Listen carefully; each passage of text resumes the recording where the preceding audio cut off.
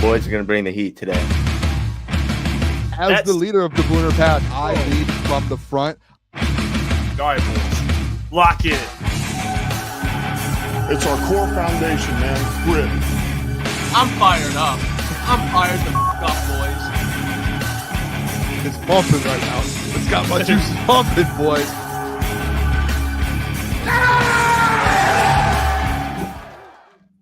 We are back. It's Tuesday, and it's crunch time with Jeff, Booner, Lucas. It is Tuesday, January 28th. We are back.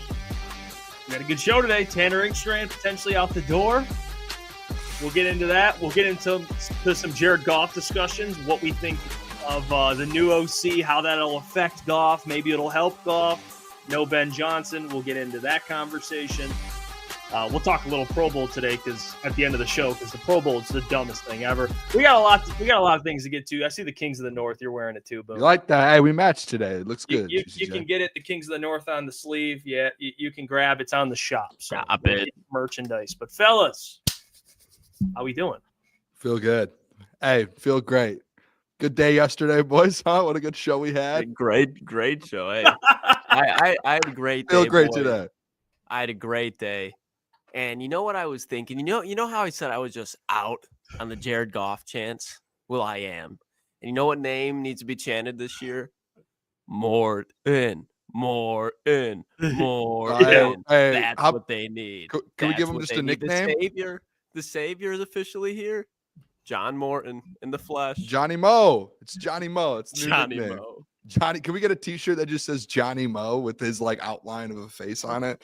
The Johnny Mo Show. Come on, baby. Yeah, the Mo Show. The Johnny Mo Show. Those will be flying off the shelves. I'm gonna speak that out real quick.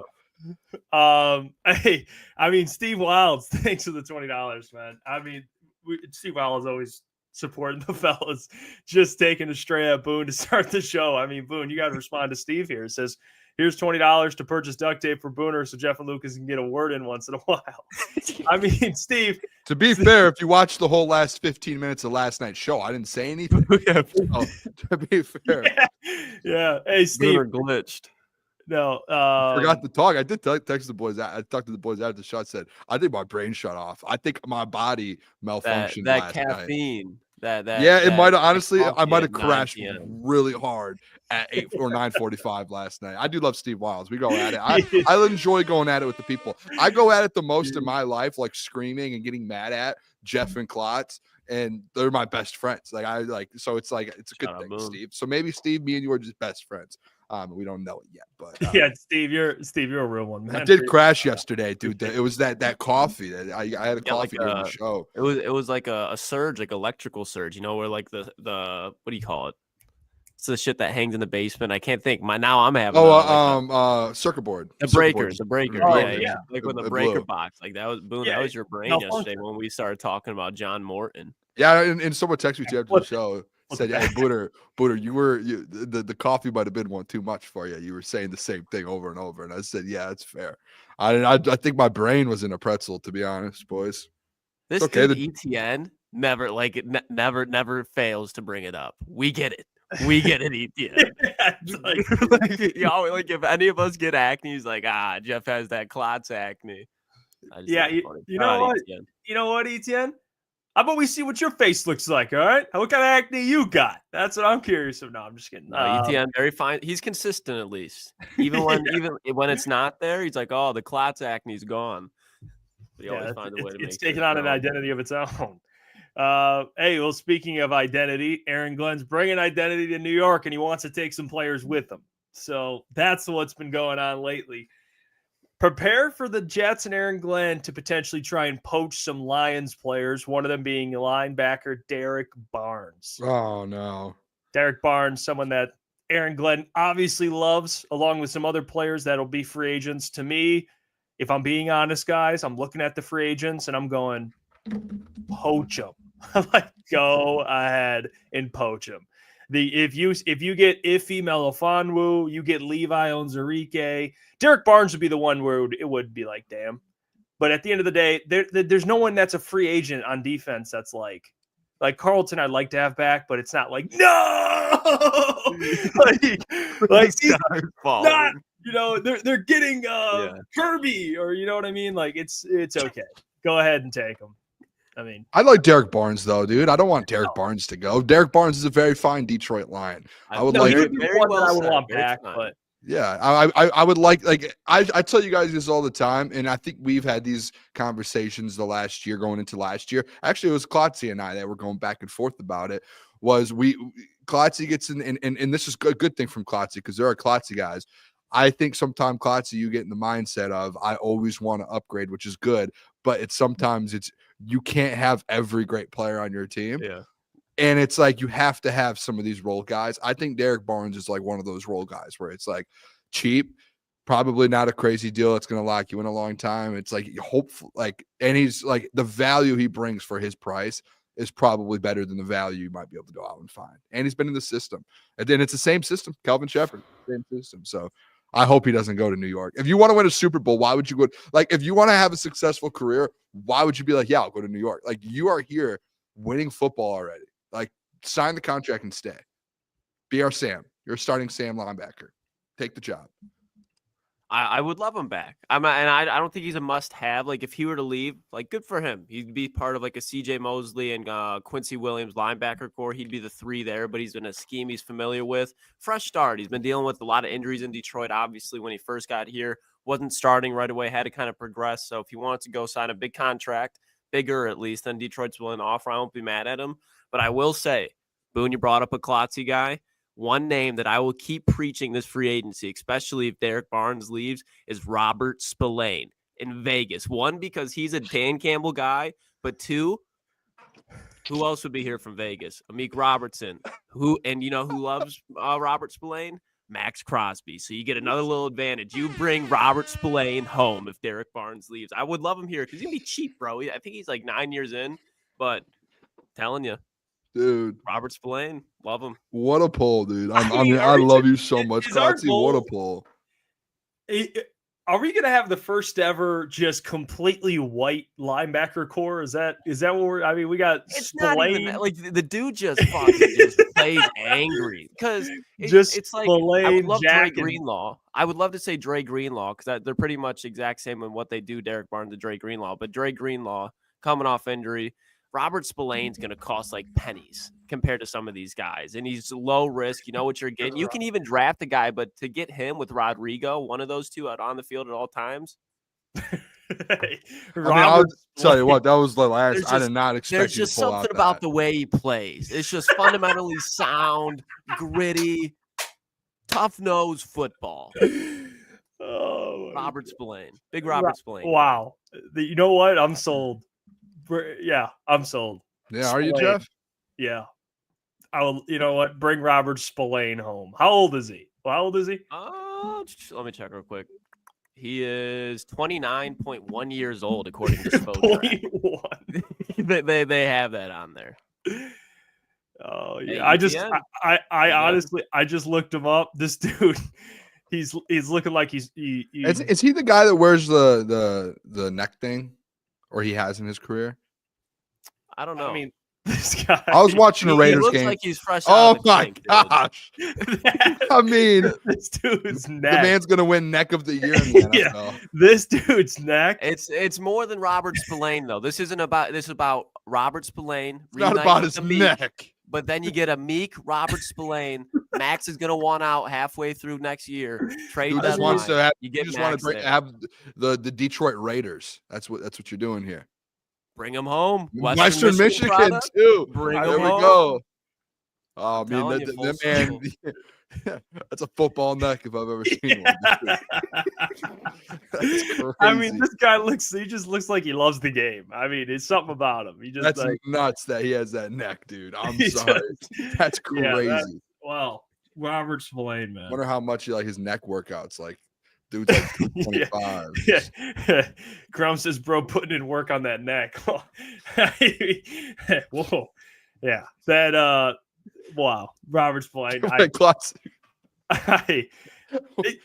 do that. We need more of these type of out of nowhere names. Yeah. I'm telling you, I'll create it after the show. I'll have like a list of the Klotz guys for free agency and the draft. Don't make a list. Don't bring the list. One guy. Let's do one guy a week, and I think we should make it a good segment, like Klotzy under the radar. We could do like a logo for it too, and it's like Klotzy under the radar. Just bring one guy. It could be the draft or free agency. I want one guy a week from you, Klotzy, every Tuesday. Every Tuesday, bring me one player. Bring me a Robert Spillane once a week on a Tuesday. That's fair. Does it have to be strictly free agency, or can we do draft as well? No, free agency or draft. I want one player a week from you that is Klotzy under the radar. 8:45 or 9 o'clock every Tuesday. Imagine the build-up, and he's just Robert Spillane, and then everyone's like, "Whoa, okay." Dude, I'm not gonna lie. Even just there, like 10 minutes ago when he pulled him out, I was like, dude, like I remember watching a Raiders game last year, and the only good thing about their defense was Robert Spillane. I think he had like an interception. He had like a fumble recovery. Like he was like one of those guys where it was like the only way they were staying in this game. It was this linebacker. I'm like, I've never heard of this guy until Junkyard now. Dog. You know where he played? You know where he was before? Where he's good as fuck too. But he was in Pittsburgh, and he was really good. But they couldn't afford to keep him. He was kind of like a rotational linebacker. But it was like, you got to pay Alex Highsmith in the future. Obviously, TJ Watt, like they need to bring in other guys. But when he went to Vegas, like if you watch it, dude, he's just one of those guys where like this dude's a fucking psycho. Like he's just crazy. It might have been this Raiders or this Ravens game earlier this year that I was watching. He had an interception, 1.5 stops, tackles behind the line of scrimmage. He might have just been going crazy in that. And they beat the Raiders. Yeah, that the Brazilian neck lift is great. That's wild. Nuts. Yeah, that is. Oh my gosh, dude. Hey, shout out Dante. We appreciate you. He said, thank you for the $20, man. He says Derek Barnes, before the injury, he was awesome against the run. He was decent enough against the pass, especially against tight ends.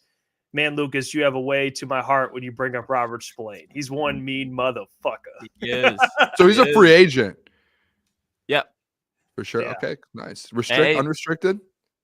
Let me look. I hope so, because they're not giving up Robert Spillane. They're matching anything. He is unrestricted, yeah. All right, there we go. Hey, new DC, Calvin Shepard.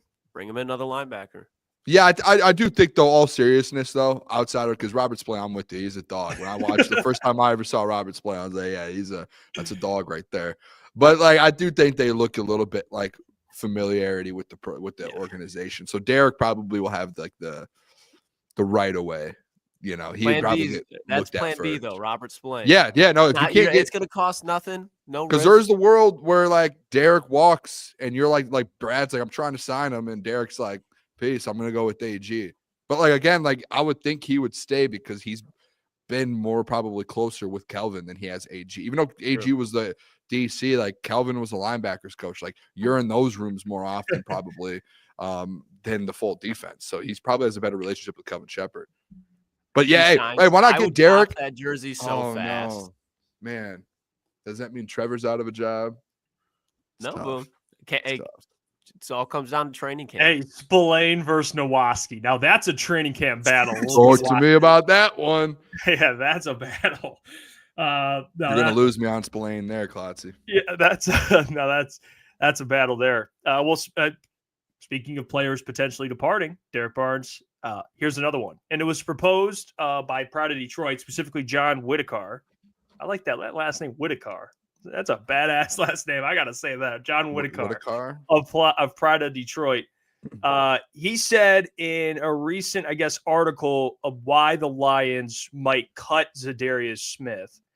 He said there's no incentive for the Lions to keep Smith on his current contract. They do not want to be on the hook for his prorated option bonuses. The only two ways I see Smith sticking around next season is either via a contract restructure or cutting, then re-signing him. So, I mean, he's set to make about $11 million. And I think incentives are included on that. Yeah. That was his so, and you saw the picture that he posted with the ring. Like, he obviously wants to come back. Just initial thoughts, I think he does come back. I do think it's restructured. I think it'll be like if Brad Holmes approaches Zadarius and he's like, hey, you want to stay with this team, take less money, or maybe he's cut and then he's brought back on a cheaper deal. However it's worked out, I think they would like for him to stay. but for less money though. That would have to be my big thing. I don't think I'd pay him the 11, but I would like to see him back. I wonder if there's a way. I don't know how it would work, but to me, I'm with you. I would love to see him on the opposite side of Hutch. Like this last year, you were with Davenport and thinking Davenport was going to be that guy. It doesn't stay healthy, so it's you can't rely on that. I think with Za'Darius, it's he's been healthy. He could stay healthy over the last few years. Like you saw him on the other side of Myles Garrett. Myles Garrett gets a Defensive Player of the Year with him on the other side, kind of assisting him. I think that would be very valuable to have. Like if you go into next year with Aiden Hutchinson, Za'Darius Smith, DJ Reader, Ali McNeil, like that lineup right there, that's one of the best defensive lines in the NFL if all four of those guys are healthy from top to bottom. So I think, Brad, you look at it, looking at the money side of things, like I see Vincent said in the chat too, he's not worth $11 million. I guess it just depends on how much you want to put money into that, into your defensive line this offseason. I think that's what it comes down to at the end of the day, because that's one of your weaknesses this last year was your D line. So if they're willing to say, hey, we'll pay a little extra to have this boosted up, and like Za'Darius doesn't want to restructure or want to redo his contract, then I think there's a world where they're like, let's just stick this thing out. Like we have him for one more year. And then he probably walks, and then that goes towards you trying to get a comp pick the next year. Right. So there's that positive of it too, but I think that's going to be one of the biggest storylines I know that we have a lot of different things going on now that the coordinators are down. It's what happens with, this defensive line in this corner room. Like that's going to be the biggest thing this offseason, in my opinion. Edge to the D 2.0, Tyler Chevet. Great point. Shout out. I mean, I'm with you guys. I'd love to bring him back. Obviously, he's not a must-have, but if you do bring him back, I look back at Marcus Davenport 1 year, $6.5 million, and I would look at Za'Darius and say, hey, if we're going to pay you and you're going to come back to Detroit, it's going to be on this type of deal. I think anything north of 7, I'd be like, no, you can go get a guy on a 2-year deal that's probably a little bit better at this point of their career, but they do need to replace Za'Darius if he does leave with a similar type of player, because when you look at even guys in Philadelphia, like when you look at Sweat and Burks, like those guys, especially now come playoff time, those role player, those six man for the defensive line, those guys are huge, because when Aiden Hutchinson is now hopefully healthy, hopefully God, we never have to see that again. But when he needs a snap off in a playoff game, you need a guy that can go in there and have a play. And I think Za'Darius on rotation would be very valuable to have, but I mean, he's signed big contracts in his career, so I think this year he's not going to be looking to get paid. He's going to be looking to win. And if you're in Detroit, like we all love Za'Darius Smith for what he did this year. Like he was a very solid player. No one expected him to be a game wrecker, at least if you were being realistic about it. You knew that Za'Darius wasn't going to come in here and give this team 10 sacks. Like he was going to be a veteran player that could set an edge somewhat consistently. And I think that's what he could still do next year. I don't think he's going to drop off. As long as he's a rotational player and not the starter going into the season, I'm cool with it. But bring Za'Darius back, bring more dudes in. You got to get an actual defensive line this year on the edge. I will say, if you move on from Za'Darius, like you better go out there and make a move. Like Brad, like he made the Davenport move, but like to me, that's not a needle mover. Like if he's healthy, it is potentially. But like you knew, Klotz, I give you credit. Like in the offseason, like the thing you kept saying is like, got to stay healthy. Guess what? The man was not healthy. Like game 2 or 3, he was down and he was done for the year. Like that's a problem. Like if you're Brad and you say, hey, let's move on from Za'Darius, you better have a plan B. Like you better have another plan, in my opinion, because you can't go into another year. Like you can't go into another year without a plan on the defensive line, because if there's an injury, there's that, like you can't get stuck in that. You have to build depth on this defensive line, especially in the edge room. Shift God, Matthew Judon. I love that.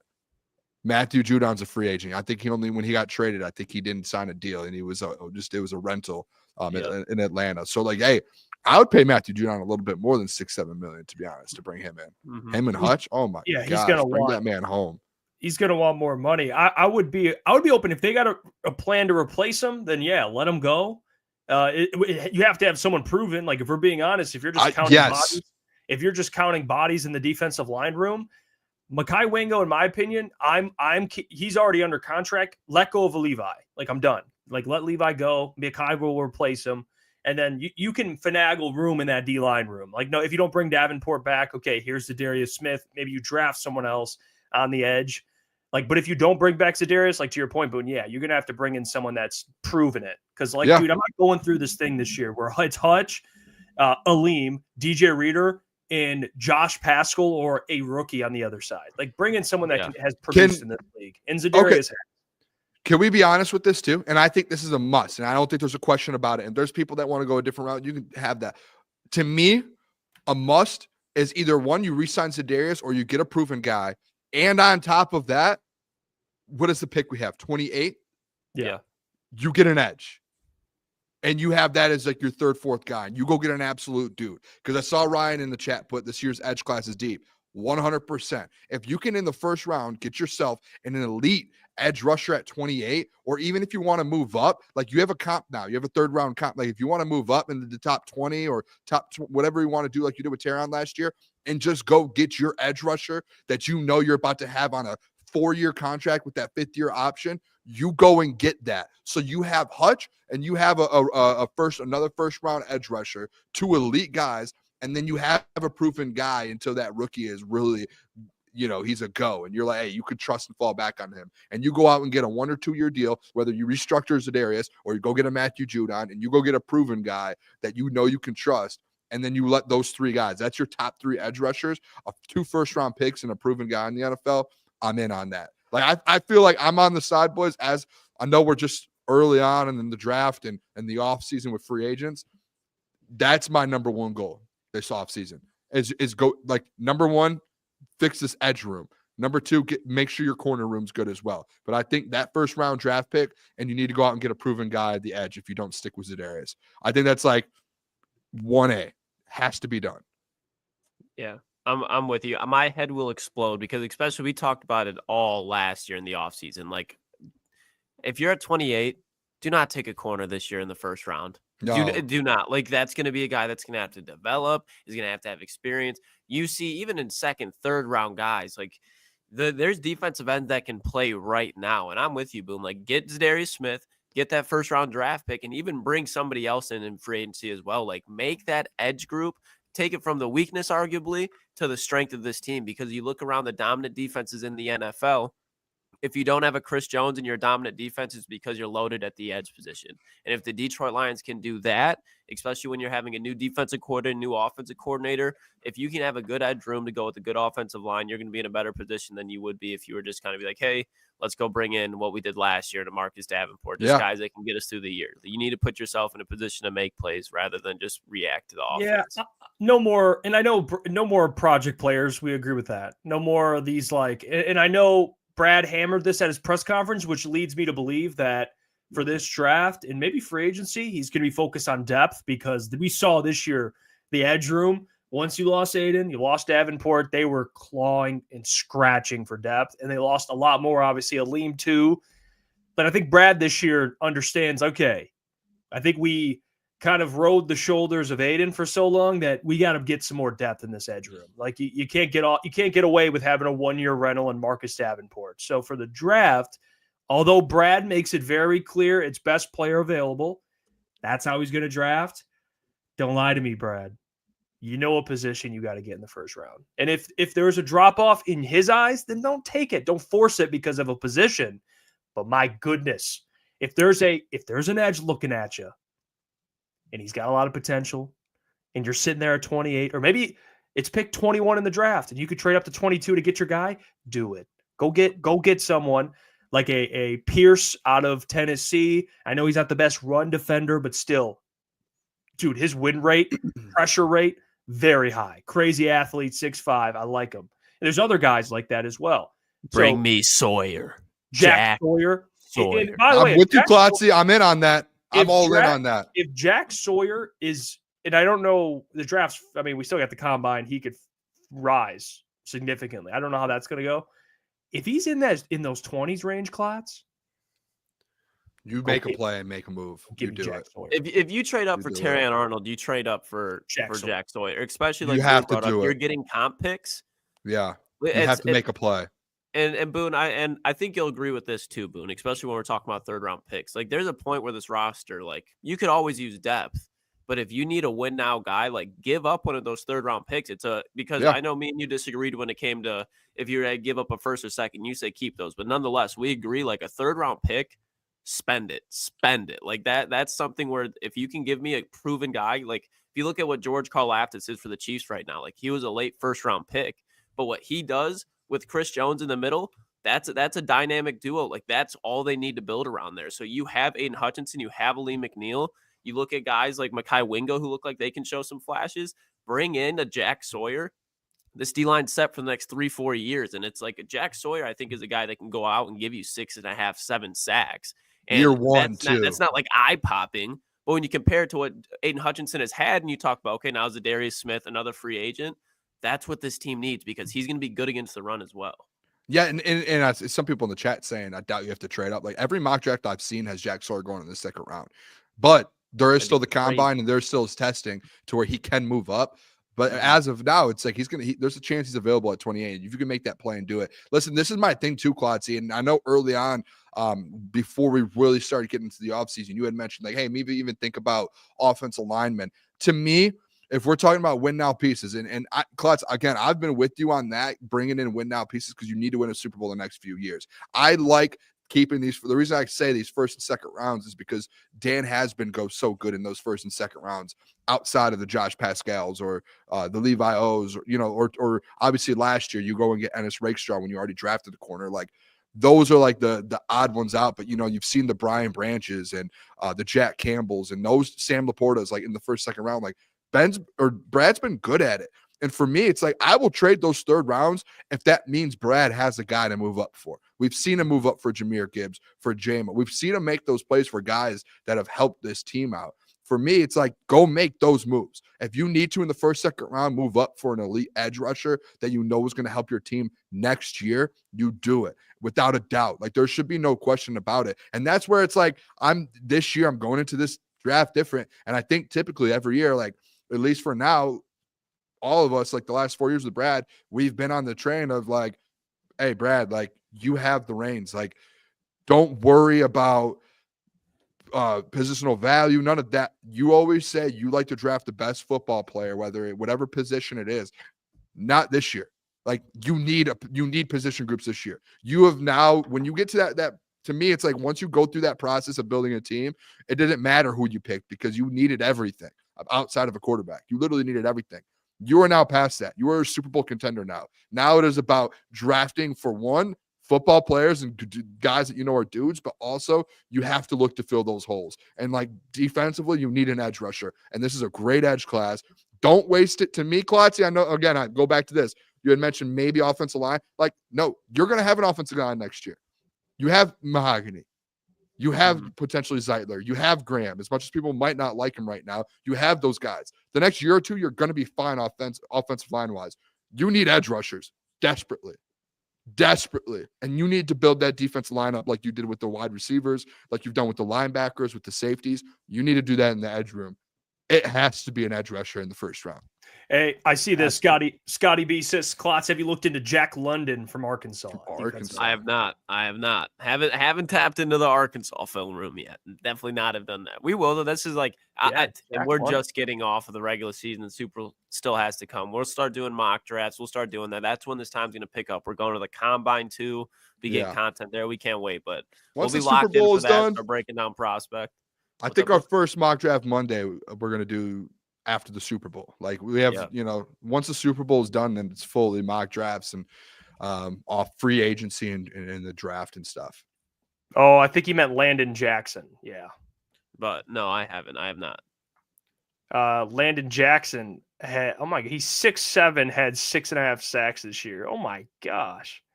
We'll get into all the specific, like breaking down players. We're starting now to dive into it, the offseason. We're going to start mock draft Monday after the Super Bowl. So, Mike Green from Marshall. I keep seeing him at the Senior Bowl, dude. He had 17 sacks. I know it's at Marshall, but like, if you watch his videos at the Senior Bowl, he is like, he's low, like the bend, everything just right by every offensive player. It's that's crazy. Like, whenever you see a guy from like Marshall or a school like that be projected, like think about Quinyon in the first round. But the guy who sticks out to me was Khalil Mack, like out of Buffalo. And he's like, going to be a dog. Like, if you're you have to be doing something. If you get projected in the top 15 of drafts and you're at a Mac school or a Marshall, what is Marshall? The AAC? Is that still I honestly don't even know what the hell they are. I might got a stack against after today. Yeah, after today, I was watching his videos, or I wasn't really like, they just kept popping up. In my head, I think Booner might end up being a Mike Green guy this draft. Yeah. That might be my guy. Both of them, to Jeff's point, because I think you just said it, Jeff, that the fact that they played Ohio State, but Khalil Mack and Mike Green would be playing Ohio State in their years that they like came out for the draft and both dominated. Like his tape against Ohio State, like you're like, who the fuck is this guy?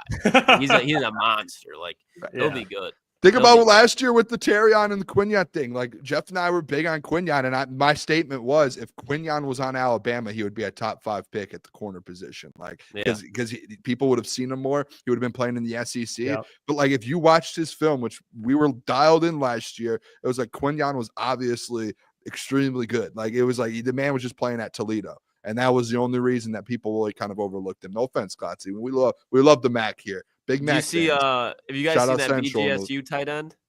The BG tight end? He's like 6'1", but he put up like 1,400 all-purpose yards. Like he plays running back, tight end, and wide receiver. That's like Sione Vach. Yeah, no, that's like the Sione Vach. That's what I thought, Boone. I was like, oh. I don't know if we want to do that again, though. We need pick. Remember, we need picks that guys that can contribute. With you. I don't want them, but I'm like, I could. Brad in the 3rd round. This has Brad Holmes written all over it. Yeah. You trade a comp pick, like he's giving up a 3rd, like he's gonna spend it how he wants. Watch the Bears will draft Scadaboo. Oh my gosh, dude. Scadaboo is gonna be so good, dude. He's gonna be one of those running backs that's gonna be good for like he's eventually just the way that he plays, like he won't have a long career. Like those 3 to 4 years of like Scadaboo. Someone's gonna get something great out of him, though. Yeah, like he's gonna be. I think if Harbaugh's smart, you draft him, take a wide receiver in free agency and in the draft in the 2nd round, you take Scadaboo. Good Lord, behind that offensive line, get a great rookie contract out of him. Good man. Imagine the Chiefs. He's like Demo, bro.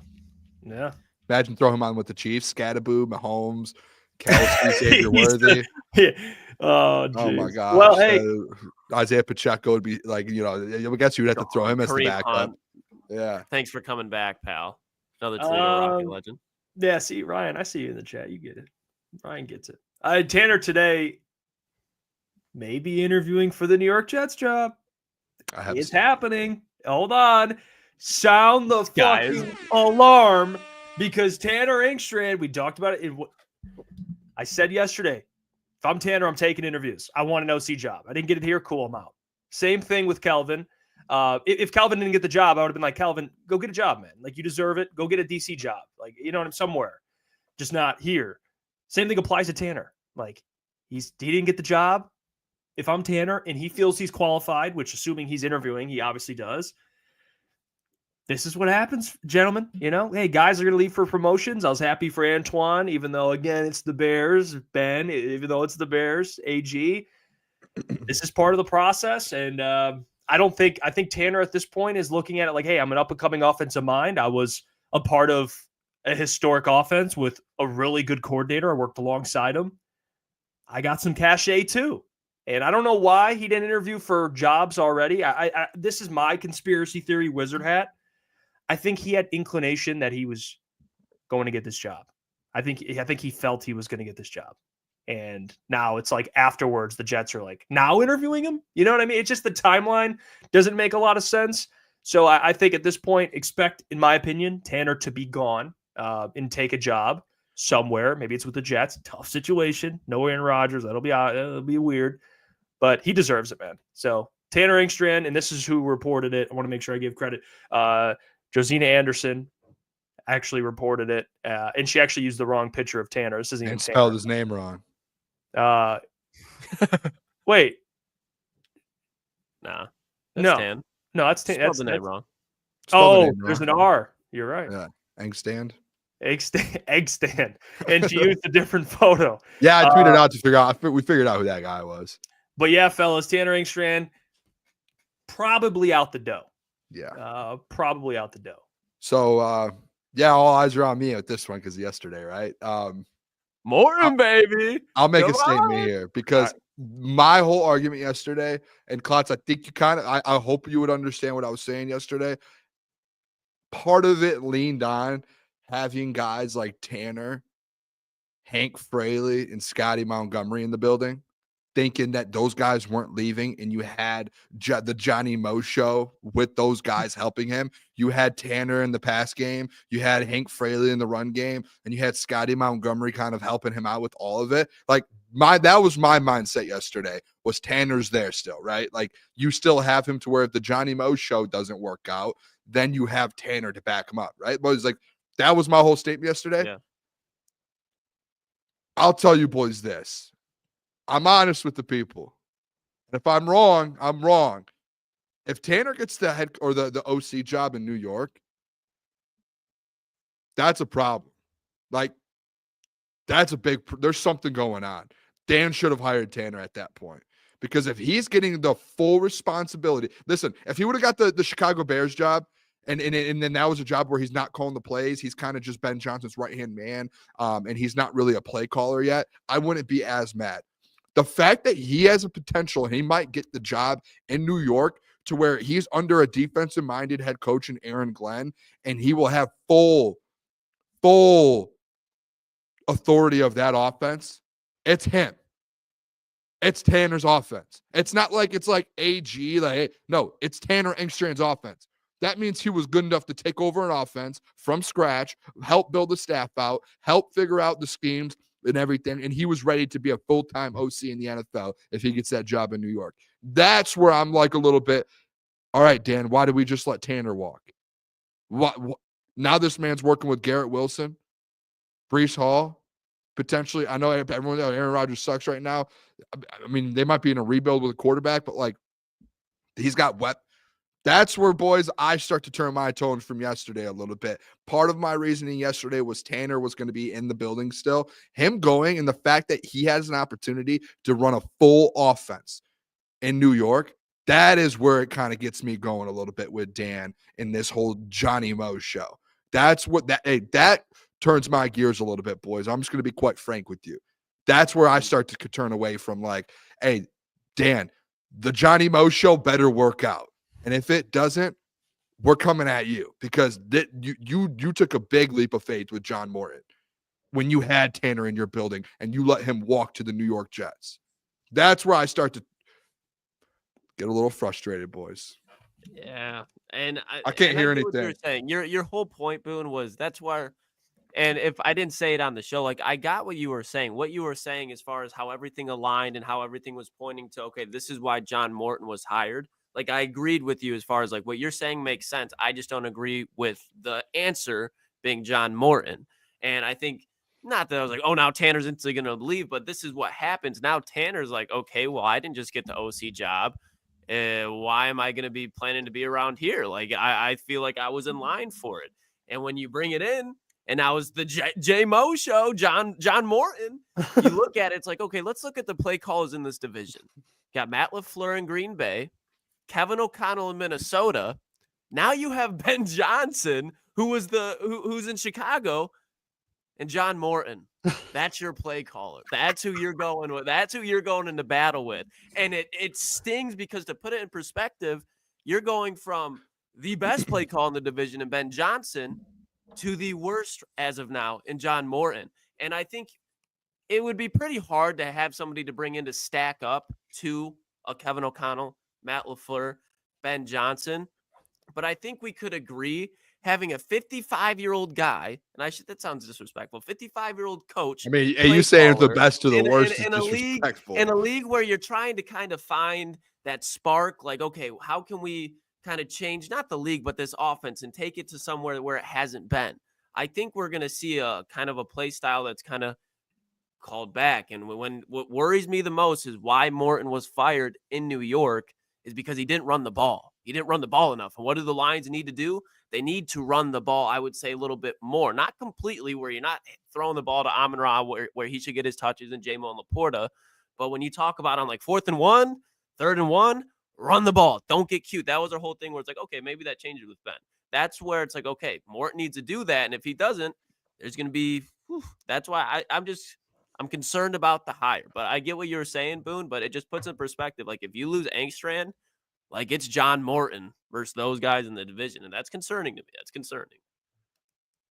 Yeah, I mean, I get that. That's why I am a little like, I think it's one of those things, and I know there's going to be a lot of people who are trying to have like big opinions on it, and be the first one to say Johnny Moe is going to be the best there is, and then if it works out, they're going to be like, I told you so, or hey, he's going to be the worst, and I just think it's one of those things where we could sit here and give our takes about it. I'm kind of with Jeff yesterday, to where it's like kind of see both sides of it. But it's one of those things where it's like we have a 1 year sample size of Johnny Morton or John Morton. You've seen what he's done kind of in Denver with Bo Nix. You really won't know until you get to see what this offense looks like. Like no one knows. It's like one of those mystery.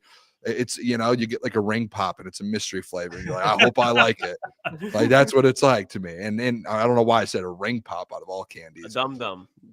It's just like the mystery flavor. And then it's like, oh, maybe when we get to week 4 next year, if the offense is going, you open it up and you're like, yeah, I got the best flavor in the world. Or it's just like, this sucks. This is like, this is red. You get the pina colada. Yeah, oh yeah, the pineapple one, and you just throw it across the room. Like it's like one of those. But like it could work, and I do think there's a sense of like I think I told Jeff this today. I'll wait. We have a segment on that. I guess it's the next segment. So can I just bring it up? Well, let me point there. Yeah, can I? I'm going to get some comments on it, and then we will, because people. Okay. Because I want to bring that point up because that was the first thing I thought of this morning, and I think that's a fair point. Malik says, I heard Jeff Risden say Tanner is for sure going to the Jets. They just haven't gotten a deal done yet. So, hey, I trust Jeff on that. He wouldn't say it if he didn't know information. So, what? I was just saying, like some of these comments about Tanner, like there's a bunch of comments like, how do we know Tanner's good? Like, listen, boys, like if Tanner's getting the job in New York to control the full, again, it's Tanner probably could have gone to Chicago, and I'm sure Ben asked him, and Tanner's, I can't call my own plays there. You're the play caller. I'm basically doing your homework for you, and you're getting the A on the test. Like that's essentially what Tanner's thinking of in Chicago. But he goes to New York, and he's like, I can make this whole thing my own. Like this is my own offense. This is my own play calls. I can get my own staff. I can do it. And it's like, guys, we don't know what Tanner is. If Tanner's getting a job like that in New York, to where he's controlling the offense, he's ready. He interviewed for like 3 jobs last year. He's interviewed for multiple jobs, OC jobs. He's ready to go. That's where you do get into that spot to where this is a big decision. Honestly, it's a big moment in Dan Campbell's coaching career. It is, because you're a Super Bowl contending team. You have one of the best offenses. You're coming off one of the best offenses in NFL history, and you just lost your OC. You have to have a home run hire because you have to go win a Super Bowl. Yeah, the Super Bowl's on the line. It's not like a projection of a year. No, Super Bowl or bust next year. If it doesn't work out, that's going to come back to this. Yeah, I want to add to like the Tanner Engstrand, like we don't know if he's good. Yeah, we don't. But again, if we're going to use an example of John Morton working out as he had a lot to do with this offense, how much do we think Tanner Engstrand had to do with this offense? It was top 5 historically this year. So you can't give credit on one thing and take it away in the other. Like Tanner Engstrand being the passing game coordinator and Ben's kind of right-hand man. It's like, no. But John Morton being a part of the offensive staff, it's like this guy's the next big thing. It's like you got to be consistent.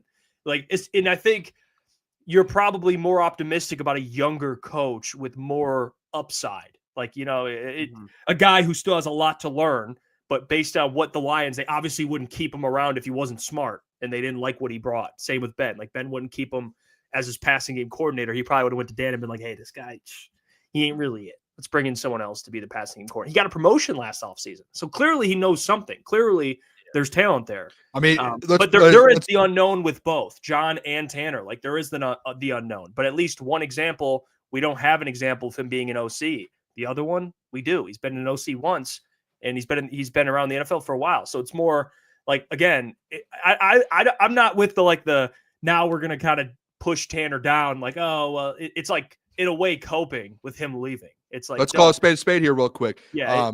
Tanner Engstrand was the passing game coordinator for one of the best offenses of all time this last year. John Morton was the offensive or the pass game, same position. They had the same position in the NFL. They were on the same playing field in the NFL last year. One was on the best offense in the NFL, one of the best in the NFL history, and one was with the Denver Broncos. Like that's where it's like, and you had one in-house. That's where I do go with Klotz from yesterday, and I'm starting to get a little bit of a feeling. Listen, I wouldn't have had if Tanner was staying in the building, I would be fine, and I'd be like, yes, we're fine. We still have Tanner here. The fact that he has a potential of getting a New York Jets job, That's what makes me mad. And to the people too, I had this comment pinned like this, and I see Phil saying something too, the sound kayak, like most young kids, you guys just want something like, I don't swear on the show, but but I trust Dan, Brad much more than Three Kids on YouTube. First of all, sound kayak, appreciate you tuning in because you are tuned into the Three Kids on YouTube, listening to our opinions. So I do appreciate that, first of all, bud. So yeah, that's your choice to watch us and learn from us. So if we are kids, you're learning from us. But second off, listen, just because people don't like, and listen, I'm the biggest slappy of them all. Like, you guys see this? I drink the Kool-Aid all the time. It's okay not to just go on air like some people do in this city and just say Dan Campbell is the best and every move he makes is always going to be great. Yeah. It's okay. It's okay to say, hey, will this work out? It could easily work out, but you can also have these conversations about it. Do you think Dan sits in a meeting room and sits at his desk and just says, hey, Carlton, every time you step out there, dude, you do that? No, like, you have to break stuff down and learn about stuff. And hey, maybe this worked. Maybe this doesn't. Like, there's a reason they cut some guys on this team because, hey, it doesn't work out. Doesn't mean you need to praise them. It's like, yeah, we do. I'll speak for the guys. I trust Dan Campbell. Yeah, I do. I fully trust Dan Campbell. I trust Brad Holmes. Doesn't mean we can't have an opinion on what we think they should do and how they're doing it. Both things can be true. And Dan has his own opinions. Everyone has their own opinions. Sound Kayak, you can have your own opinions, thinking you're going to listen to the Three Kids on YouTube and you're going to give us the time of day and then call us three kids that don't know what we're talking about, even though you're listening to us. We all have those opinions. We can talk about Dan Campbell. And I am always the one in the front lines fighting for Dan. You can question this. If Tanner's leaving, there's a reason. He's a good OC. Why are you letting that guy out of your building? That's a big question. Yeah. And especially when you look at the play calling position specifically, like that's a position and a coaching spot that Dan Campbell's missed on before. And it comes down to Brad Holmes, Dan Campbell. These guys are very good at what they do. They're elite. They're human. They're going to make mistakes. And I think that John Morton, in my opinion, and again, we haven't seen him play, so I'm not going to be like, oh, he's not going to work. Like, I'm going to give him like time. But I'm not optimistic about it. But I could see this. Like, it's like staring down the barrel of a gun of like, okay, this could possibly be a mistake.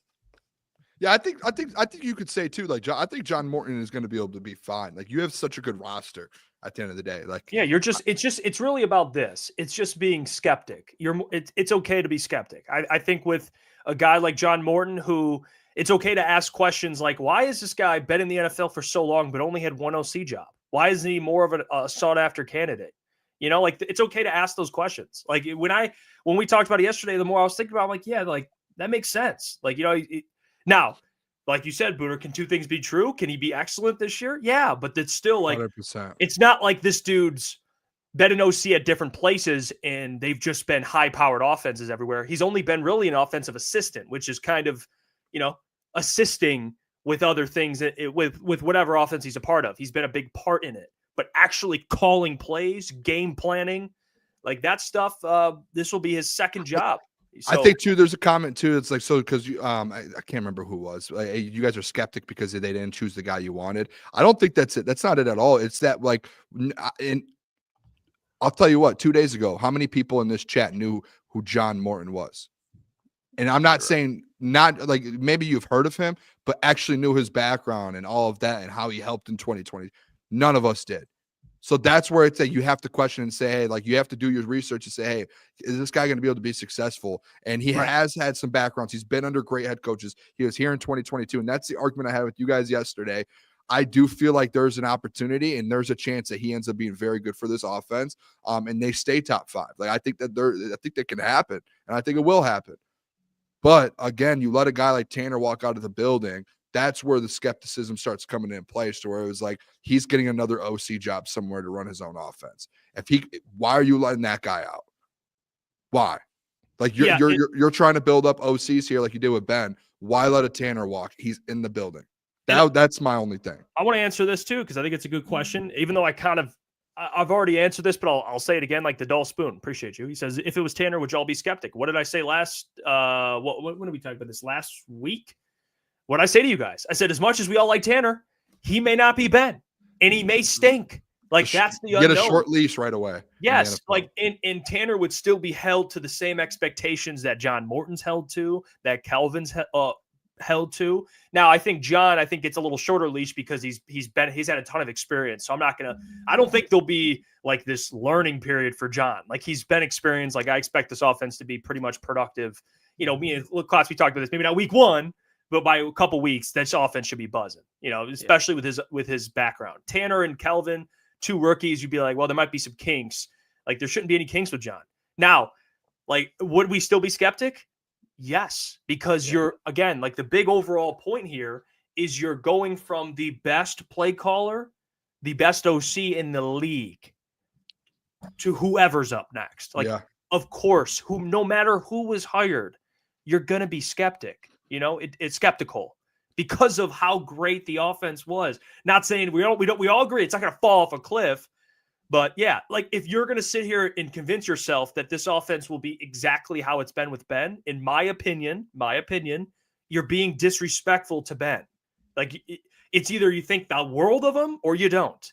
Like got to be consistent there. So yes, to answer the question, we would be skeptical. Of course, it was the guy that we thought would get hired. So maybe we wouldn't be as skeptical. When a guy comes out of nowhere, you're kind of like, oh, okay, you're a little more skeptical. But yeah, of course, if Tanner was the OC, we'd be sitting here going, well, all right, Tanner, it's either shit or get off the pot. That's what it would be for Tanner too. Look at the John Morton thing. Like, and you guys might have a different scale than me, but if I was going to give it a percentage, like, do I think it works out? And he ends up having, let's just say, a top 10 offense in the NFL. I would give him a 70% chance of a yes. And it's not because of who he is, what he's about. I think it's because of the weapons and the offense he's walking into. You can't mess that up, especially if you're a good offensive mind in the NFL. Like, you can't mess it up. Now, there is that 25-30% chance to where it's, hey, he might not be what Ben Johnson is, and he probably won't be because Ben was so good. And that's where the skepticism comes in, where, hey, you just that 70%, like you can't mess this up, but you have to get to training camp. Like me, boys, I'm excited to see training camp to see how he's working with the team and with Jared Goff and those guys. Like I'm genuinely interested. Can we bring up the run game thing too? Because I have my comment that I made this morning on it. And real quick before we do that, boys, before we transition to that, just because you brought it up, Boone, like, what is your concern level? Because when you look at offensive coordinators, like you look at Jaden Daniels right now, Cliff Kingsbury, elite. Like I do think that my concern isn't with the playmakers, but my concern is with Jared Goff, as far as will Jared Goff be able to keep operating at the level that he was last year? Because given that to win a Super Bowl, you're going to need elite quarterback. And now you see Jaden Daniels, he's become elite. Doesn't mean that Jaden Daniels will be winning the NFC next year. But when you look at, for example, like perfect example is you look at Jalen Hurts, could have been voted the Super Bowl MVP, even though he lost that Super Bowl. And the next year, you're like, what the hell is this? Like, Jalen Hurts is not the guy that we thought. And you've seen this before with Goff. So that's where my concern comes, is because you look at Jared Goff, he got better this year with pocket mobility. He looked comfortable in the pocket and confident. And a lot of that obviously has to do with the playmakers around him, obviously with Ben Johnson and the play calling. But now that Ben Johnson's not there, I feel like there's a whole trust that, like, when Ben Johnson calls a play, you're like, it works. With John Morton, now you got to build that trust. And my concern is Goff going to be overthinking now? Is there going to be a step back from Goff? Because if there's a step back from Goff, that obviously hurts a Super Bowl chance. All right. Well, I saw this thread by Al Karsten of Pride of Detroit, and he proposed something that I thought was very interesting. And now that, we're talking about Morton, and we saw the promotion with Hank Fraley to run game coordinator. Apparently, John Morton is like a passing game savant. Like, he's kind of the guy, like, schematically, play designs. He's like, he wants to push the ball downfield a little more. Like, it's like that John Gruden style of play. And then now you have a run game coordinator officially with Hank Fraley. Al Karsten put out this thread. We're not going to, I know it's a lot, but let me break this down for you, because there's a podcast, a football podcast hosted by 2 guys from The Athletic, and they talked about hiring John Morton, the Lions hiring John Morton. And they actually, John Gruden, I think, said something similar. He referred to him as a football encyclopedia in his brain. So that's what they said about Johnny Morton. And they also put in here, you see on this bulletin point. And I think this actually makes a ton of sense when you're pairing him with Hank Fraley, who's coming back as run game coordinator. So now, even if they're not conceiving it that way, I assume Hank Fraley got a promotion, or he got a raise with the promotion that he got. So you almost can think of it as like a dual OC sort of thing where you have Hank Fraley handling the run game, and you have this guy who is known as somebody who lives with 10 million passing concepts in his head to be your passing game coordinator / OC. So we'll see what happens. So is this a situation where you might have like a collaboration? Like hold on. Not like, hold on. I know. Hold on. Not like a collaboration play calling, but more of a collaboration play designing. Is that, Yeah. So that's where I'm coming. I don't think Hank and him will be like, what do you think? Like, this isn't Jerome Moore and whatever the hell it is. What was the other guy that Michigan had as their OC? I don't think collab play callers. Dude, they got in trouble. I don't know. But collab play designing. I think that's what it's going to come to. By the way, we got a big super chat here before I go. Mike Reed. Hold on, Mike. Legend, dude. By the way, Mike Reed also was a member for 8 months. He said, "LFG1 Pride, you guys have the best content." Mike Appreciate Reed, that, Mike. loyal, Absolute legend. Man, he's the best, man. And he donated the fellas $50. 50 bones. Lions will have a great offseason. Not worried one bit. Crunch motherfucking time. Let's go. Booner Path 2025-2026. The Booner Path will be back. My CPO over Mike there. Reed, appreciate we've you. got meetings the next month. Shout out Mike Reed. You are the man. But dual OC? I mean, come on. Hey, let's stop saying the dual OC. This is part of what I was talking about yesterday. And again today I get triggered about the Tanner stuff. But with yesterday, with the staff you have in place, where it's like people are like, well, John Morton got fired for not running the ball in New York. Okay. You're not going to like any NFL mind, if he comes into this year and he's not giving the ball to Jahmyr Gibbs and Diamond, there's no way he interviewed for this OC job with Dan Campbell and said, yeah, I'm just not going to get no, it's, hey, this is a run first offense. And everyone knows that. You know the weapons you have there. I think though, when you do look at the whole side of Hank Fraley, yeah, that's like a big piece. Like I think Hank is very, very good mind. Like we talked about Hank potentially being OC at one point here in Detroit. And we've talked about Hank, he got a second interview with the Seahawks. He was about to be the OC with the Seattle Seahawks boys. And he ends up saying, nope, I'm going to come back. I'll be the run game coordinator. This is where I know that, and Jeff, I told you before the show, I think there's this world where we can have all these combos we want. The only thing that we don't know is we're not actually in the building with these guys. Like we can't hear the conversations that they're having about how the offense goes. We don't even know last year how much Ben in different aspects of the offense, like the run plays. How do we know that wasn't Hank and Scotty Montgomery drawing those up from the jump? You know what I mean? Like the fact that Hank said, hey, I'm not going to go to Chicago to be an OC. I'm not going to go to Seattle to be an OC. I have OC opportunities. I'm going to come back. I would have to think Dan sat down with Hank Fraley and said, hey, you're going to have a lot of opportunities here for the run game. Like we're going to lean on you for this. And I think that's a big thing that's going to happen in here. And that's kind of a miss on our end, I guess, a little bit because that went over our head. But now thinking about it today, Hank's probably going to have like the run game. That's going to be on him. And yes, obviously John Morton's going to be the play caller, but all of those concepts in the run game, guess who that's running through? Hank Fraley, baby. Hank Fraley. And I love that. Like that makes me feel a little bit better about John Morton, knowing that, hey, Hank's going to be the one that has the keys to the run game. He's going to be the one that has these guys ready to go. So, and I know you wanted one guy, but I think that's Dan Campbell's mindset on it, to be honest. As much as some people might not like it, I love it because you basically have a guy who was supposed to be an OC still in the building with Hank or with this guy, and he's working with him in the run game. I love it.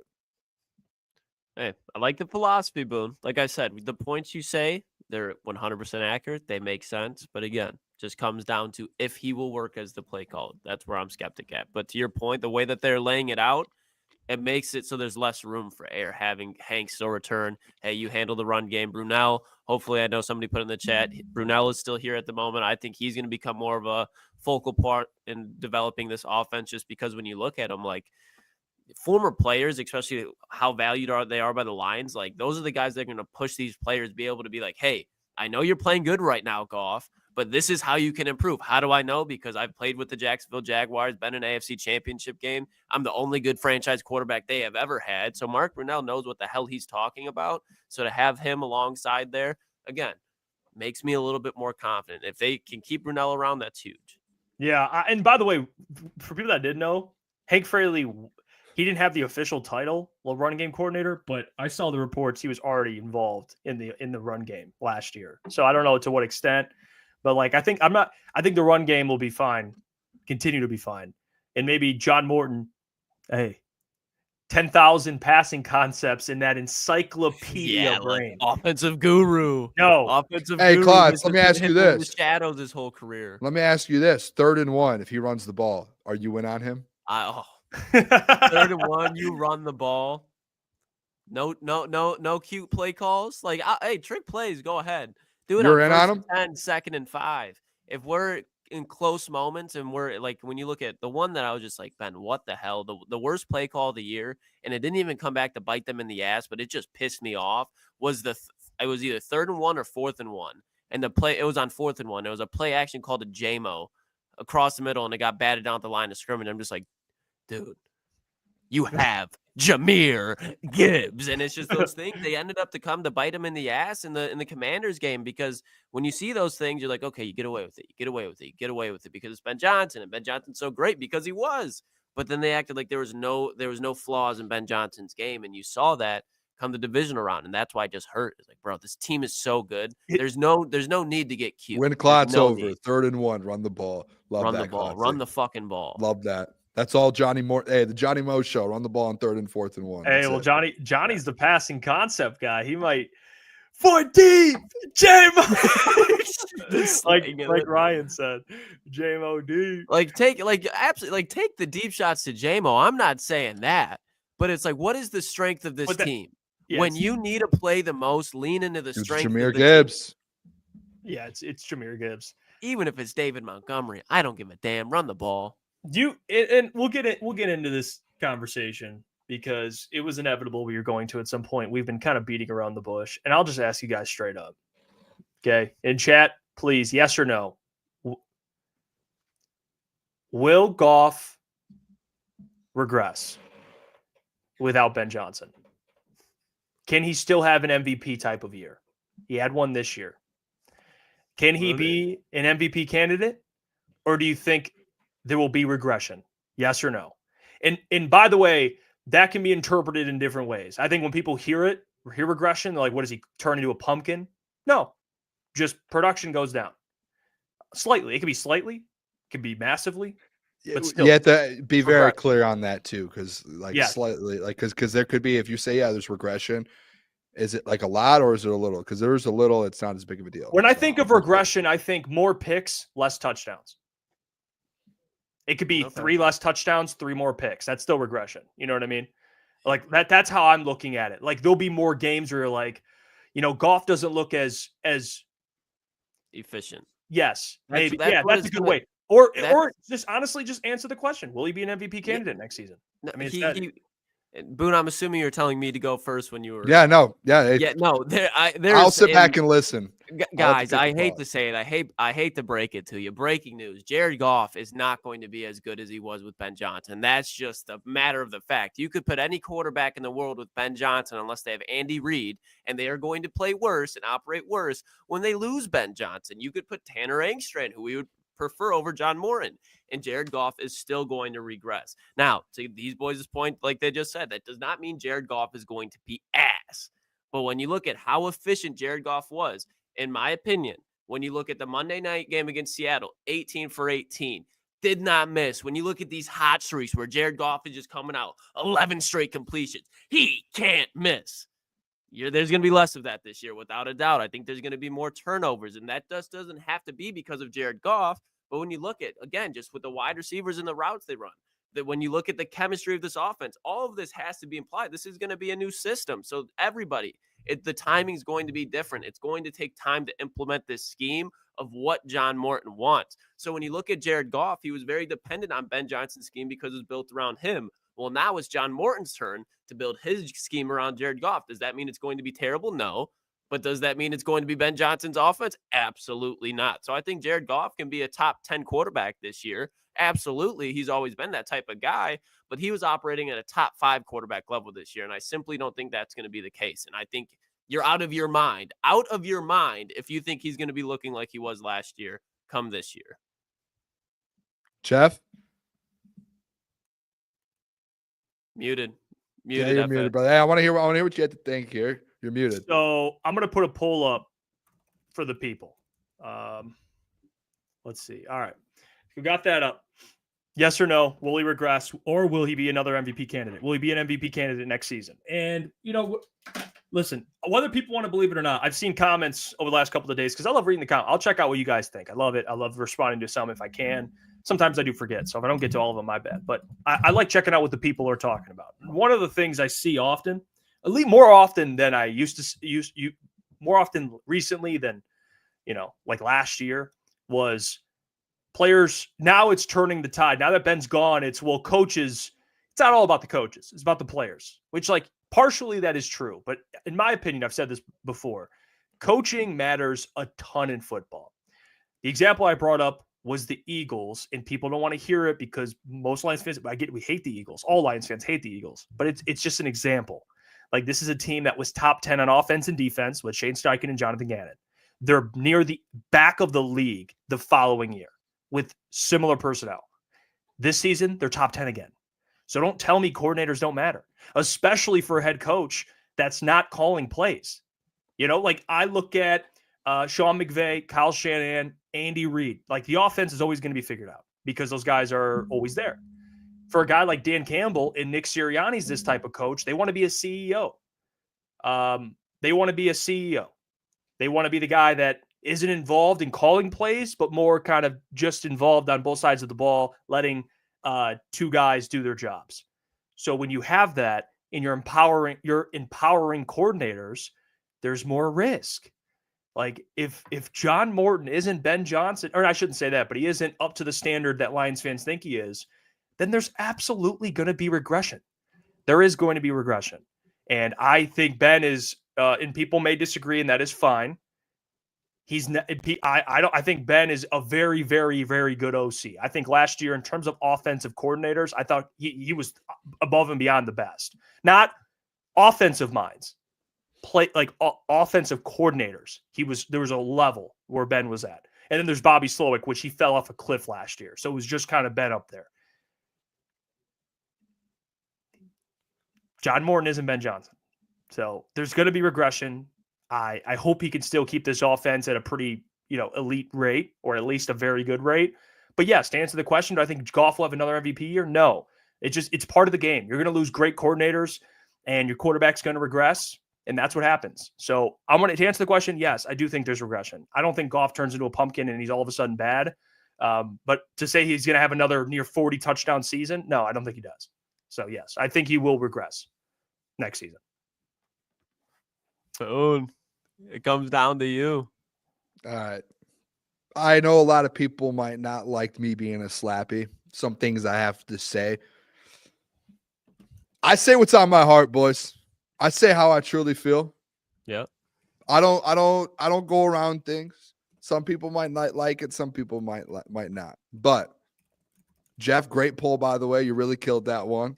Yeah, no, outstanding. Unbelievable poll from you. Outstanding performance there. This is my thought process on it, boys. Coaching means a lot. And I think offensive coordinator, it is a big yes. Like, that's going to deter whether or not, what the full offense as a whole looks like throughout the whole season. And if you're top 5, top 10. There's one thing we keep forgetting, boys. And I hope some people might agree with me on this. Maybe they won't. Jared Goff is in his prime right now. He's playing his best football of his career. And to me, like, if we're talking regression, like, to me, it feels like you guys are saying he's not going to throw for 30 touchdowns. He's going to have more than 12 interceptions. He is playing in his prime in one of the best offenses in NFL history. I know that's with Ben Johnson, but we're talking about weapon-wise, one of the best offensive lines in the NFL. Klotzy, he has Jahmyr Gibbs behind him. Guess what's behind Jahmyr Gibbs? David Montgomery. Out in the slot, he has Amon-Ra St. Brown. Going deep, making plays, he has Jameson Williams. His tight end, he has Sam Laporta. They could still go out and get more weapons this year. Go get maybe Tim Patrick back. Get another weapon to add to this offense. Like, regression? Like, what are we talking about with regression? I said he's still going to go out. Hold on, Klotz. Let me finish Okay, this. He's going to go out there. He's still going to throw for 30-plus touchdowns. He's going to have 12 or less interceptions still. If we're talking about, hey, with John Morton, I know Ben Johnson gone. Let's talk about 2022, boys. From 21, his first year in Detroit, to 22, when Anthony Lynn gets fired, who takes over this offense? Dan Campbell, Ben Johnson, John Morton. Those are the three guys, right? We're talking about pass game coordinator, Jeff. We're talking about guys. Those are the three guys. You can laugh. That's a fact. Those three guys. What did his numbers look like? 4,400 yards, 29 touchdowns, 7 interceptions when John Morton was involved. And I know Ben Johnson, you're going to do that, but that was part of it. But like as a whole, offensively, John Morton has seen what it takes to make Jared Goff successful. He knows what it takes to work with him. He knows what he likes. He knows his tendencies. He knows what he can't do. All of that. I think if you want to have the conversation, hey, the offense off to a tough start first couple weeks, there might be a little like, we got to get a feel for this. But I think as a whole of the season, Jared Goff currently is in his prime with some of the best weapons in the NFL, but one of the best running backs, one of the best receivers, one of the best tight ends, the best offensive line. He's still going to go out there and throw for 4,500 yards, boys. He's still going to have 30-plus touchdowns, and he's going to have 12 or less interceptions. It's going to happen. His completion percentage is going to be over 60, 67, 68%. It's going to be up there. Like, he's still very good at what he does. I don't want to take that away from him. If we're talking regression, I think he's going to be in around the same spot as he has been for the last 2 years for the Detroit Lions, and I think you're going to see Jared Goff football again this year. Now, what does it look like when you're talking about as a whole? That's a different story. But we're talking about his stats and what he's going to look like around the NFL. He's still going to be a top 7, top 8 quarterback in the NFL. He's going to have the stats for the last 3 years. He's been top 5 in passing yards, touchdowns, all of that. I think he continues that. Now it's about, hey, are they going to win games and are they going to run the ball? Maybe the yards go down a little bit because you give it to Jahmyr Gibbs and you give it to D-Mont Moore. That's my point, though. Like, I don't think the regression is as much as we think. MVP, honestly, boys, like this year, I thought it was all good because you had Ben. I really don't care if he wins MVP next year. I don't think he'll be in the conversation because I think it's going to be 4,500 yards, 32, 33 touchdowns, 10 interceptions. And you can go win a Super Bowl with Jared Goff doing that. That's great Jared Goff football. He is in his prime, boys.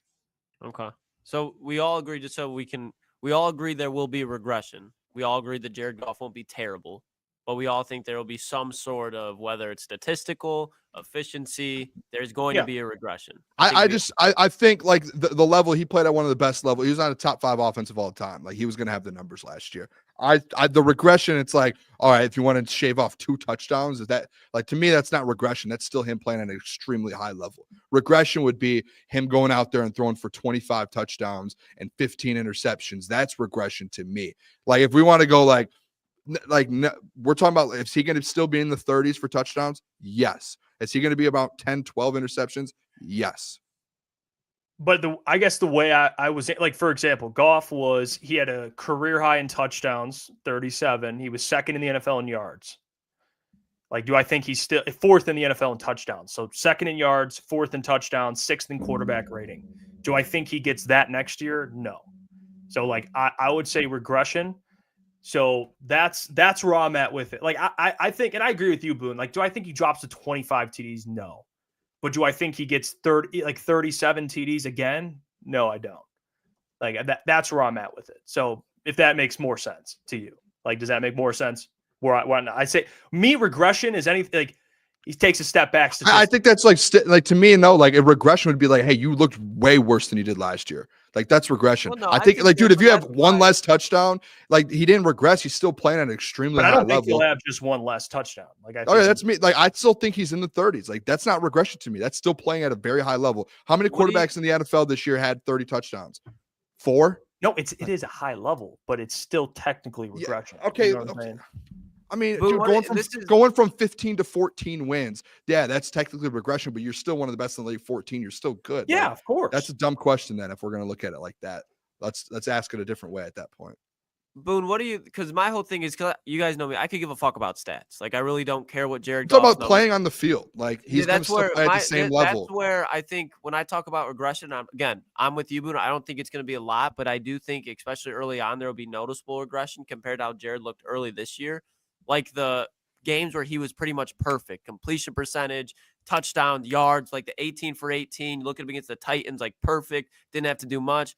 I don't think we're going to see that Jared as much as whereas he's just not missing. And I think, again, doesn't mean he's not going to be playing at a good level, but it's like, okay, Jared is in control of this game right now. There will be those games, but I felt like last year it was pretty much consistently outside of Houston, maybe the game in Green Bay. There was those hit or misses, but you know what I'm talking about. The games where it's like, but again, like even in 2022, Klotz, when they started 1-6 and turned it around, like that stretch of football, you're like, man. I think that's fair. We could expect like that Jared Goff, not last year, the year before, 2022, 2023 type of year. I think that Jared Goff.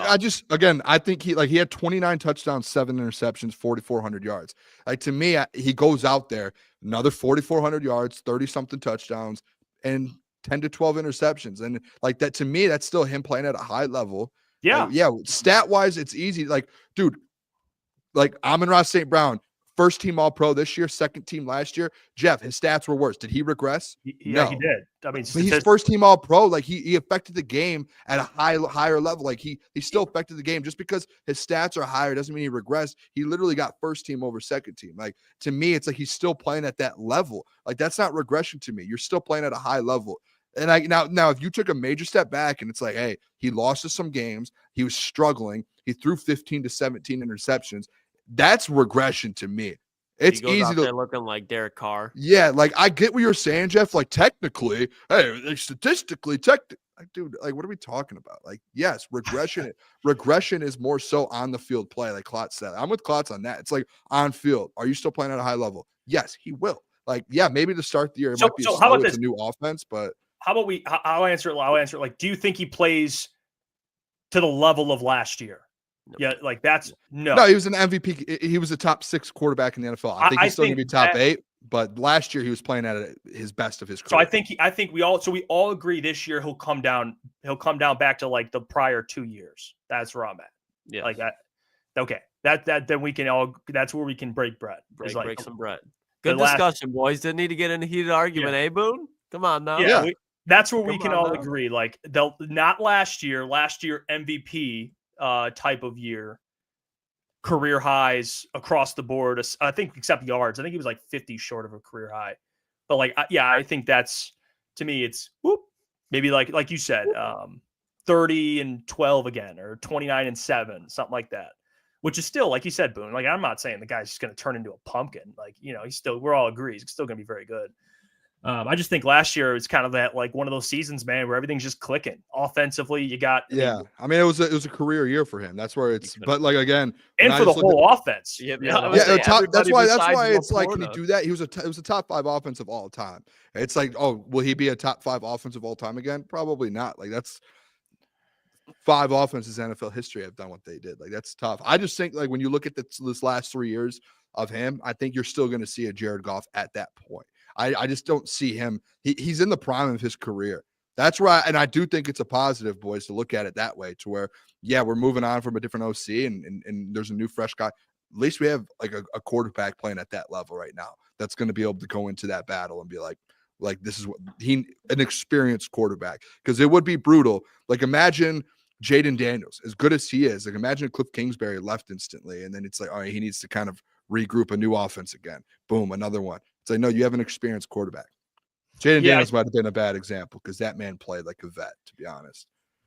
I see this. Broski Bear says, Jeff, why do you keep picking 2 different questions with 2 different answers back to back? We only can choose one answer. Are you on cocaine? No, the poll is in the chat. It's the poll says, will Goff have another MVP season without Ben Johnson? Yes or no? So, Broski Bear, look at your screen. Look at the poll. Yes or no? Will he have an MVP season next year? You hit the yes. If you don't think he does, you hit the no. All right. This is what the question should be, Jeff. I got you. There you go. Saquon's going to start the narrative, miss. Saquon walked so Jameer could run. Okay. Saquon MVP season load or What are the best running backs that I would love to go look back at Johnny Morton in his career where he's been coaching and see like the best running backs. Powell. Don't sleep on Bilal Powell. Like who has he been in a room with? When he was in New Orleans, he would have had like Pierre Thomas, maybe like some Mark Ingram and maybe a little bit of Kamara.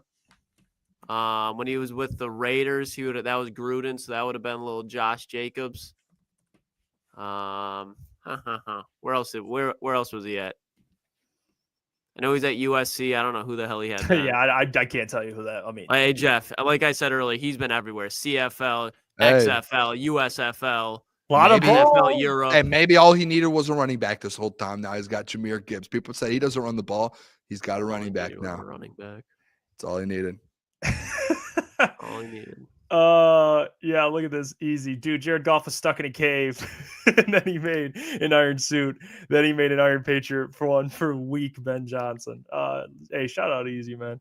Yeah, I think we all kind of agree there, fellas. I want to get to this or that because we have we got a special edition today of this or that, and it's going to be a this or that off-season edition, kind of free agent or player, or maybe player or draft. Have to choose one too. This is you have to choose one. So let's get started. Hold on 1 second. All right, let's do it. Who wants to go first? Klotzy? You want to go first, or you want me to go first? I'll go first. All right, Klotz, you on the hot seat? All right, let's do it. It's a big moment there. All right, this or that off-season edition. First one, re-signing. Who would you rather re-sign? Kevin Zeitler or Derek Barnes? Kevin Zeitler. Not even like I gave you my Robert Spillane pitch, and I meant that. Like, give me Robert Spillane if Derek Barnes walks. But you look at the year Kevin Zeitler had. Again, I could expect some regression too out of Kevin Zeitler given the age. But what you saw out of him, he was playing at a Pro Bowl type of level. I think he was one of the last guys you look at when this offensive line had its weak points. Kevin Zeitler, bring him back because he's not going to cost a lot either. I don't think he's going to really want to leave after how well he played last year, especially if you're going to bring back Penei Sewell, obviously going to be there. Christian Mahogany, bye-bye Glasgow. I wouldn't mind it, but not even close to me.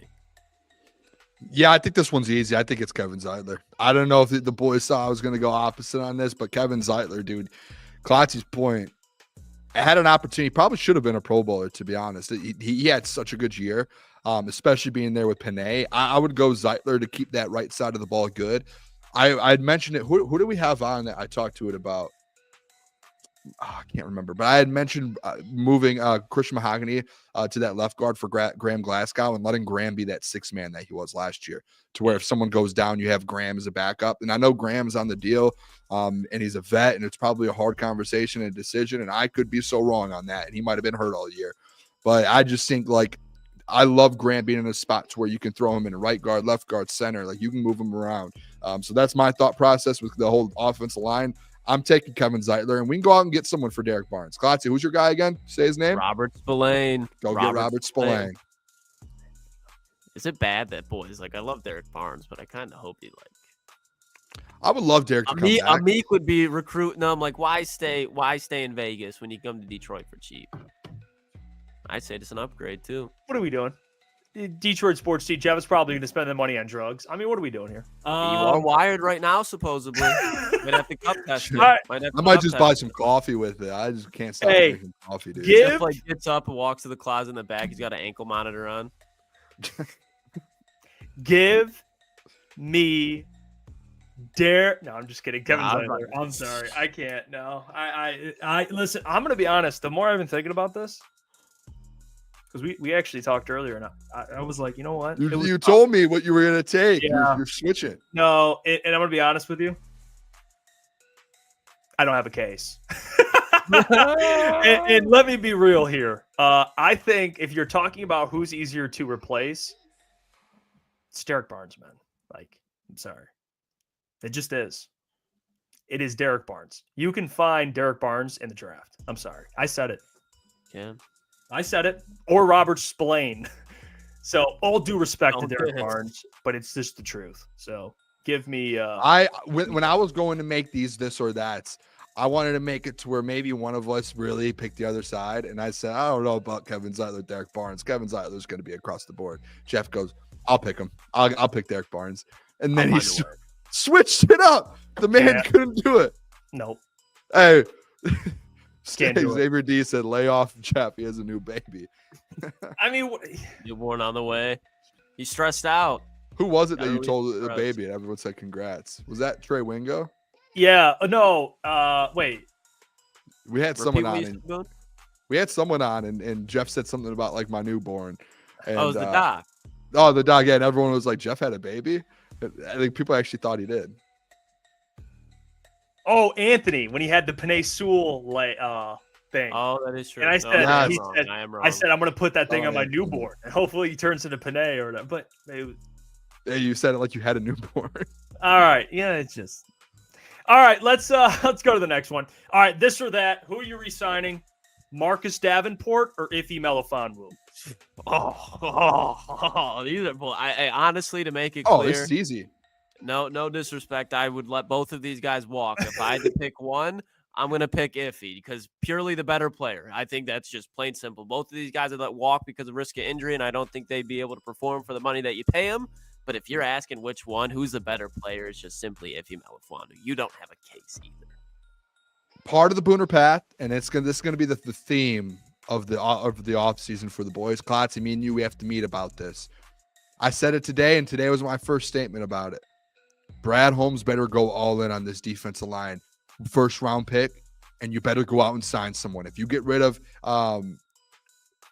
Zadarius Smith, you better go get someone. And that's where, for me right now, boys, and that might be the hashtag. That might be an off season. I know we had about a week of edge to the D. It's going to be a full off season of edge to the D, boys, because at the end of the day, give me Ife Melifonwu. We'll move on from Marcus Davenport, and we find an edge to the D. You go draft one in the first round, and you go and get another proven guy. Give me Matthew Judon, and then give me a first round edge rusher, and give me Aiden Hutchinson, and we're going into next year ready to dominate quarterbacks. And you get Ife Melifonwu blitzing off the edge here and there. So edge to the D, boys. Let me say this. Yeah, it's gonna be Iffy. Listen, Marcus Davenport, don't let the door hit your ass on the way out, because this guy, at least they both can't stay healthy. At least Iffy will play somewhat 7 more games than he will. It's like the Spider-Man meme. Who's missing most of the season? You or me? I would rather have Iffy, man. I would. So fuck you, Lucas, by the way. All right, next one. There's no need for that original comment. All right, next one. This or that. Carlton Davis or the field. Free agent corners. So you can pick Chardavius Ward, DJ Reed, whoever. But Carlton Davis. I get my pick of the litter. Yes. But it has to be realistic, though. It can't just be anyone you want. It has to be very realistic. Yeah. I'm bringing him back. Why? Because I'm going to take Carlton Davis, and you're still going to sign somebody too, but you need Carlton Davis. I don't care that you have Terrion Arnold, a first-round pick, and it's Rakestraw, you can't sign Chardavius and Carlton. My point exactly. You bring him back, and you don't. If you bring back Carlton, you don't even need a Tre'Davious Ward. But I look at like a DJ Reed over in New York. He's been a cornerback too. You have Carlton Davis, who at times can be a cornerback one, but ironically, he's pretty much a cornerback too. But if you get a guy, and that's a CB2, and you have 2 Pro Bowl All-Pro safeties behind him, you build that defensive line. There you go. But I think Carlton Davis, for the money that he's going to command, not a lot compared to some of the corners in this free agency class, you bring Carlton Davis home, especially with the rookie DC. All right, at the end of the day, this show sucks because we're all saying the same thing.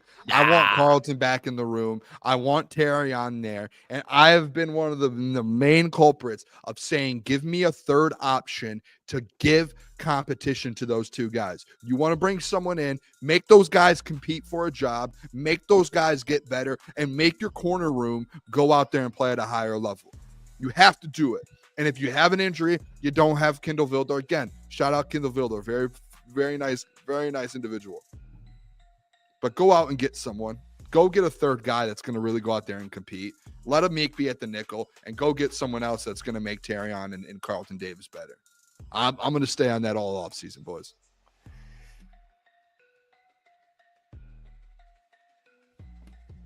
I think you're up to something. I think Carlton Davis is. I hope they can get 2 guys. I think we all agree. Yep. But who would I rather have, Carlton Davis or DJ Reed?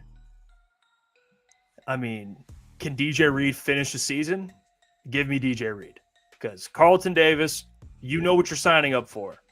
He's a very solid corner, very solid. But you know he's going to miss 4 games, 5 games. It just comes with the territory. So if I'm being honest with you guys, I would lean the field. If I'm picking one, if I can have both, great. But like the only thing with Carlton, man, is just frustrating every year. I mean, go back to his Bucks days. Like, ask Bucks fans. I know we have JT in there. He'll tell you the guy misses 5 games a year, and it could be at the end of the year when you need him the most. So I would say the field. If there's a guy out there that they feel strong about that can finish the damn season. So I'll go field on this one. The field. Give me any other corner that's at that rank. I'm not talking about like bringing Steven Nelson out of retirement to be like Carlton. I'm talking about those top corners in free agency. But we'll see. All right. So the next one I have here is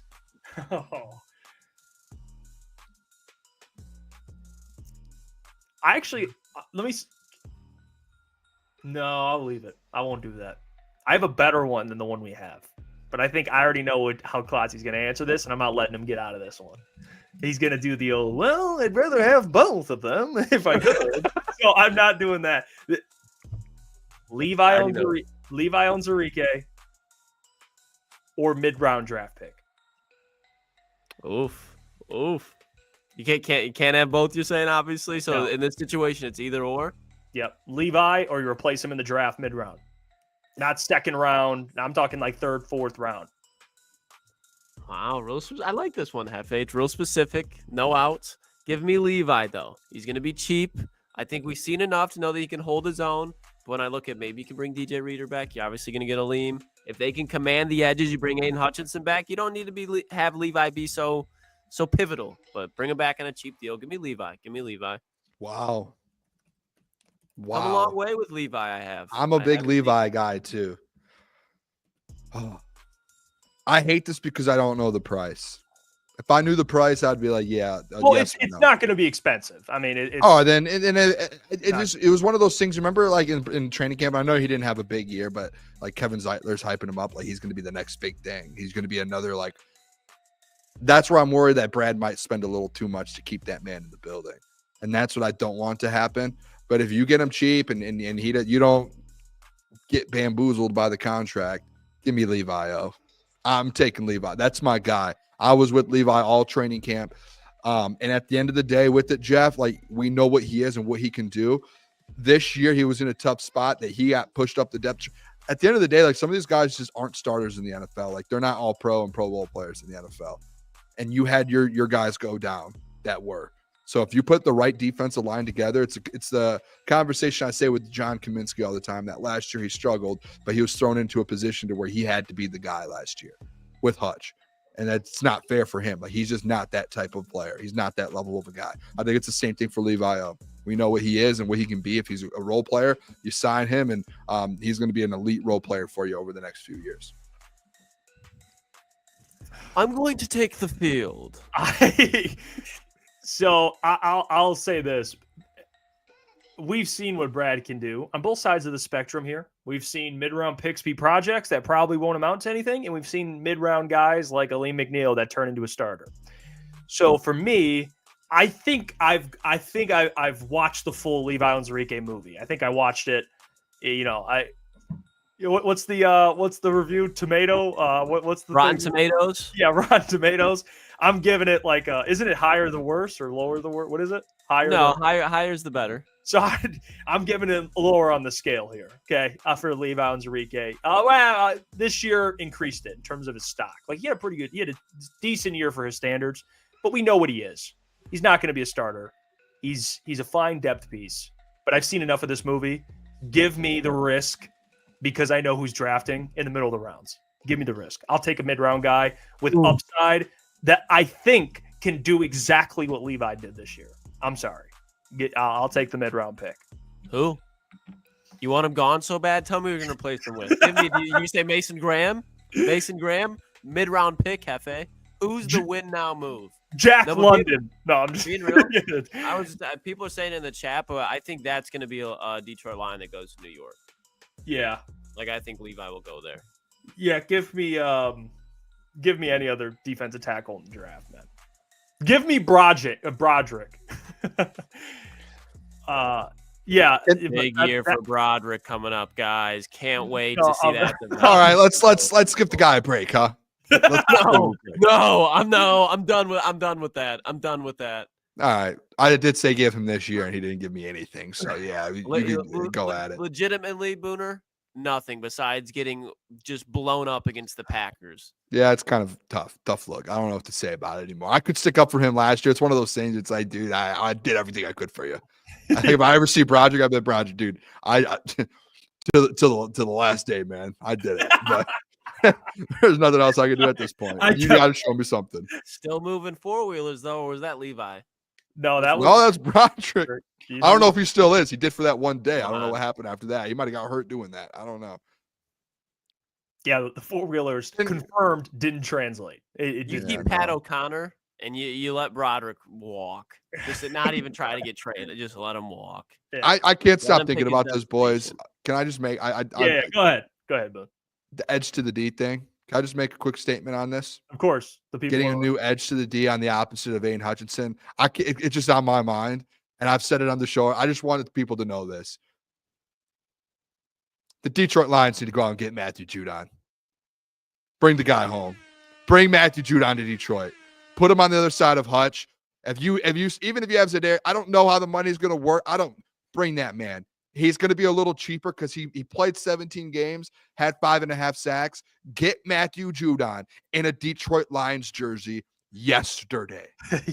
And I will sit up here and say I will be at the front of the train here, getting Matthew Judon going. Shouldn't have said that. No diddy. But you guys know what I mean. Like, I'm on the front lines here fighting for the people. Yeah. Fighting for the people. Get me Matthew Judon. Everyone should want Matthew Judon. People might say, Jed, man, he only had 5.5 sacks. Put him on a defense here in Detroit with Aiden Hutchinson and see what that man can do. I promise you Matthew Judon will produce on this Detroit Lions team.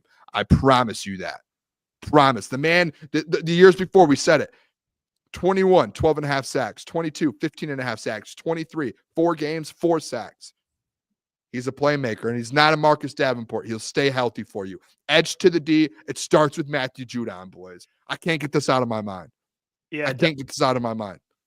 The Falcons were trash too, Dante, so how about that? Give him Aiden Hutchinson on the other side. Let me throw you this feather, Boone. Would you prefer Matthew Judon or one Khalil Mack?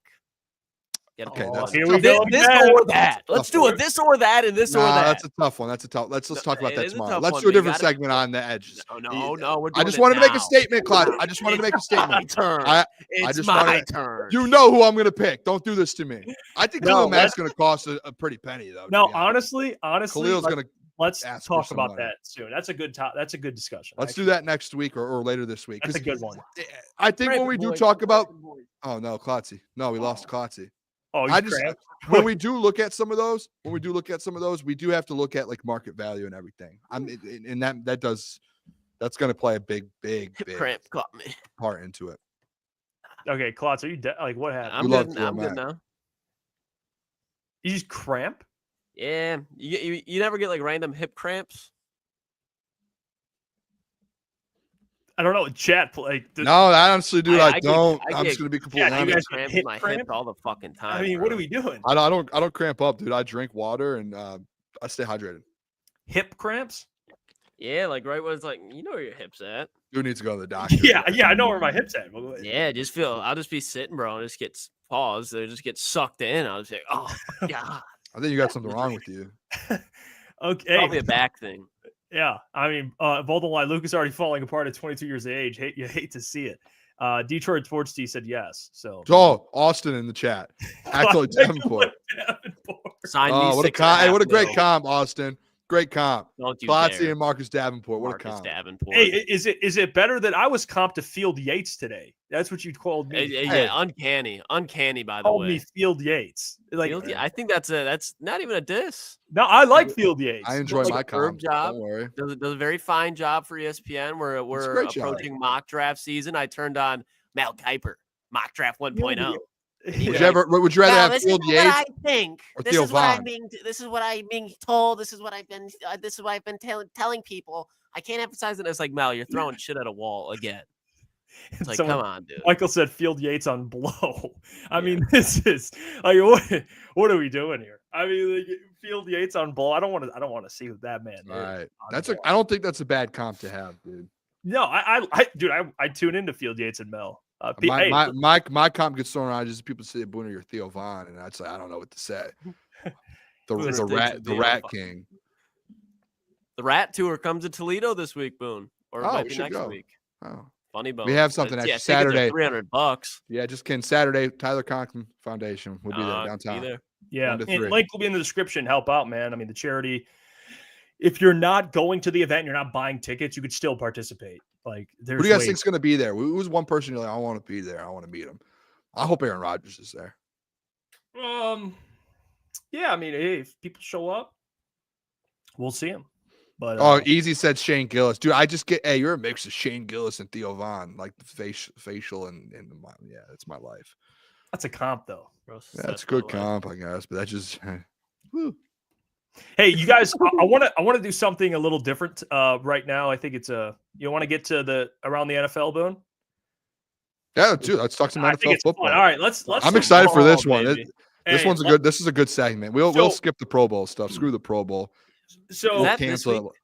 Yeah. yeah, cancel Drake it May's like a they Pro should. Bowler. It's this whole thing makes no sense. But here's something I want to do around the NFL. I'm going to name you guys head coaches that are just being hired. You give me a grade. If you're a part of that fan base, what grade would you give the hire? Okay, so we're going to go around all the new hired coaches. Chat, participate. I'll go through. You guys let me know. The first one we're going to start off with is the vet. The vet. The man who might not be there when they win. And that is Raiders hiring Pete Carroll. Give me a grade on that hire for the Raiders. And Jeff, are we doing the what this team needed, or how do we think this will actually go? That makes sense. Well, I could start us off to give you an idea if you want. Okay, Okay, lay all right, it out. Because I'm gonna give the Las Vegas Raiders an A on this, and people might say, Booner, you're crazy. I think, and this is my mindset. A lot of people are actually saying B in the chat, which is fine. But my mindset right now in an organization like that, boys, is you need to set a culture and you need to get some football guys in that room. I think it's like Pete Carroll. He knows how to win. I've mentioned this a million times with Pete Carroll, boys. I think that hire is one of those things to where, like, when he left Seattle, it was like they just needed a new voice in the room. I don't think it had anything to do with how bad Pete Carroll was, what type of coach he was, nothing. I think it was, hey, it was like Bill Belichick in New England. You just needed a new voice in that building. And I think Pete Carroll's going to be good in there, establishing a culture, what the program's about, the organization's going to look like moving forward, whether he wins with them or not. I think that's a good start for like the Tom Brady or kind of era there in Las Vegas. Like, I think that was who else outside of Ben Johnson would you have been like, yeah, great. I think that's one where you're like, yep, that's good to set the tone. Okay. Very fair. It has nothing to do with the roster. I see how you're playing the nothing. board It's here. more so like hiring the head coach. I see Michael Daly said with no roster. It has nothing to do, like, when we're grading these head coaches, it's strictly the hire. It's the hire. Like, how was that hire? Do you think this guy will be able to turn the place around or help this organization out? So I hope you get it now. I'm gonna go with the B plus. I won't give it an A. I think there should be reserved for A's. Like, that is exactly what this team needed. Pete Carroll is damn close to it.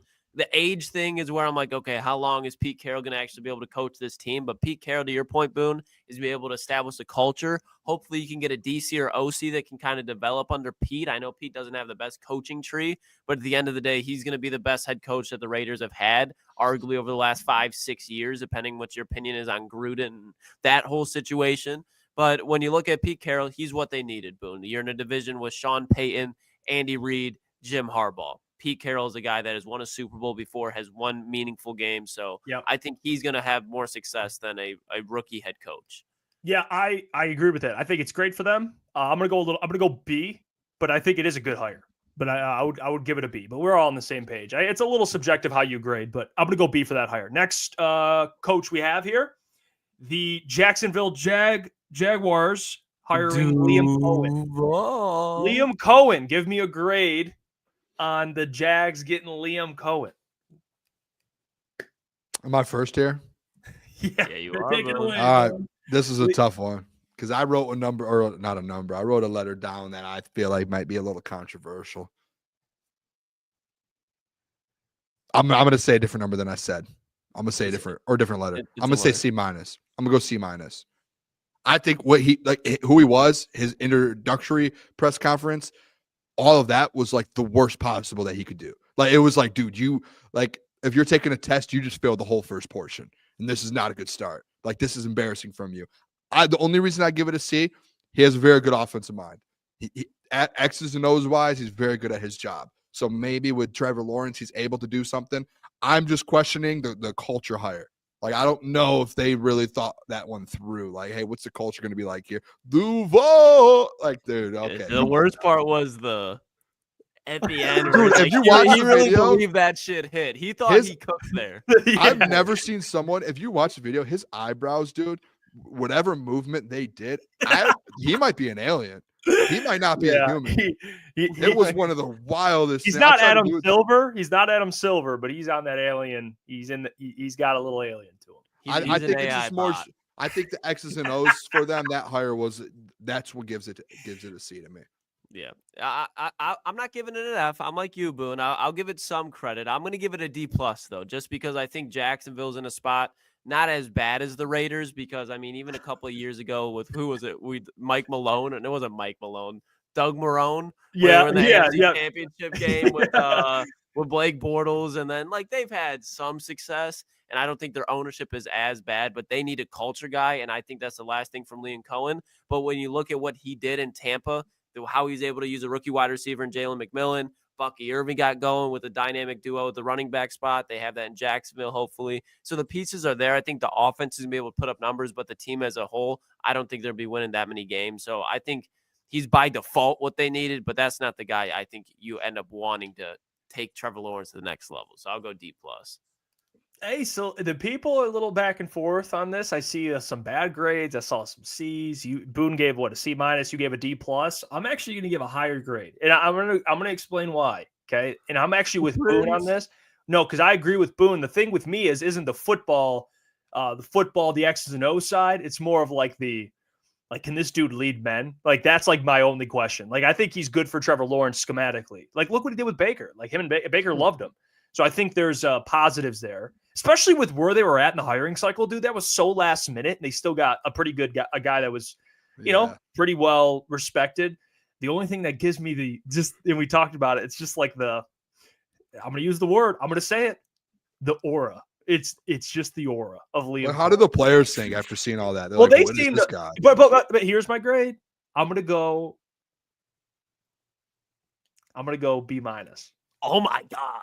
Yeah. Oh my God. Because I think that's you need held accountable. Because I'm looking at it Someone from clip that, Trevor Lawrence's perspective, like, as getting a guy like that offensively, I think is a good thing. Like, it's a good thing. It's just like, if I didn't have as many questions as I do on like the culture side, I would be giving it like a higher grade, like a B+. But yeah, B-. I would give it a B-. I would. Hey, I'm glad that your love with the Jaguars has went nowhere. It's remained loyal. You think the best of them, but this has and their style is different. But it's just a spitting image of Arthur Smith to me. Like, it's just like Arthur Smith 2.0. Yeah, Arthur Smith. All right, next coach, Patriots, Mike Vrabel.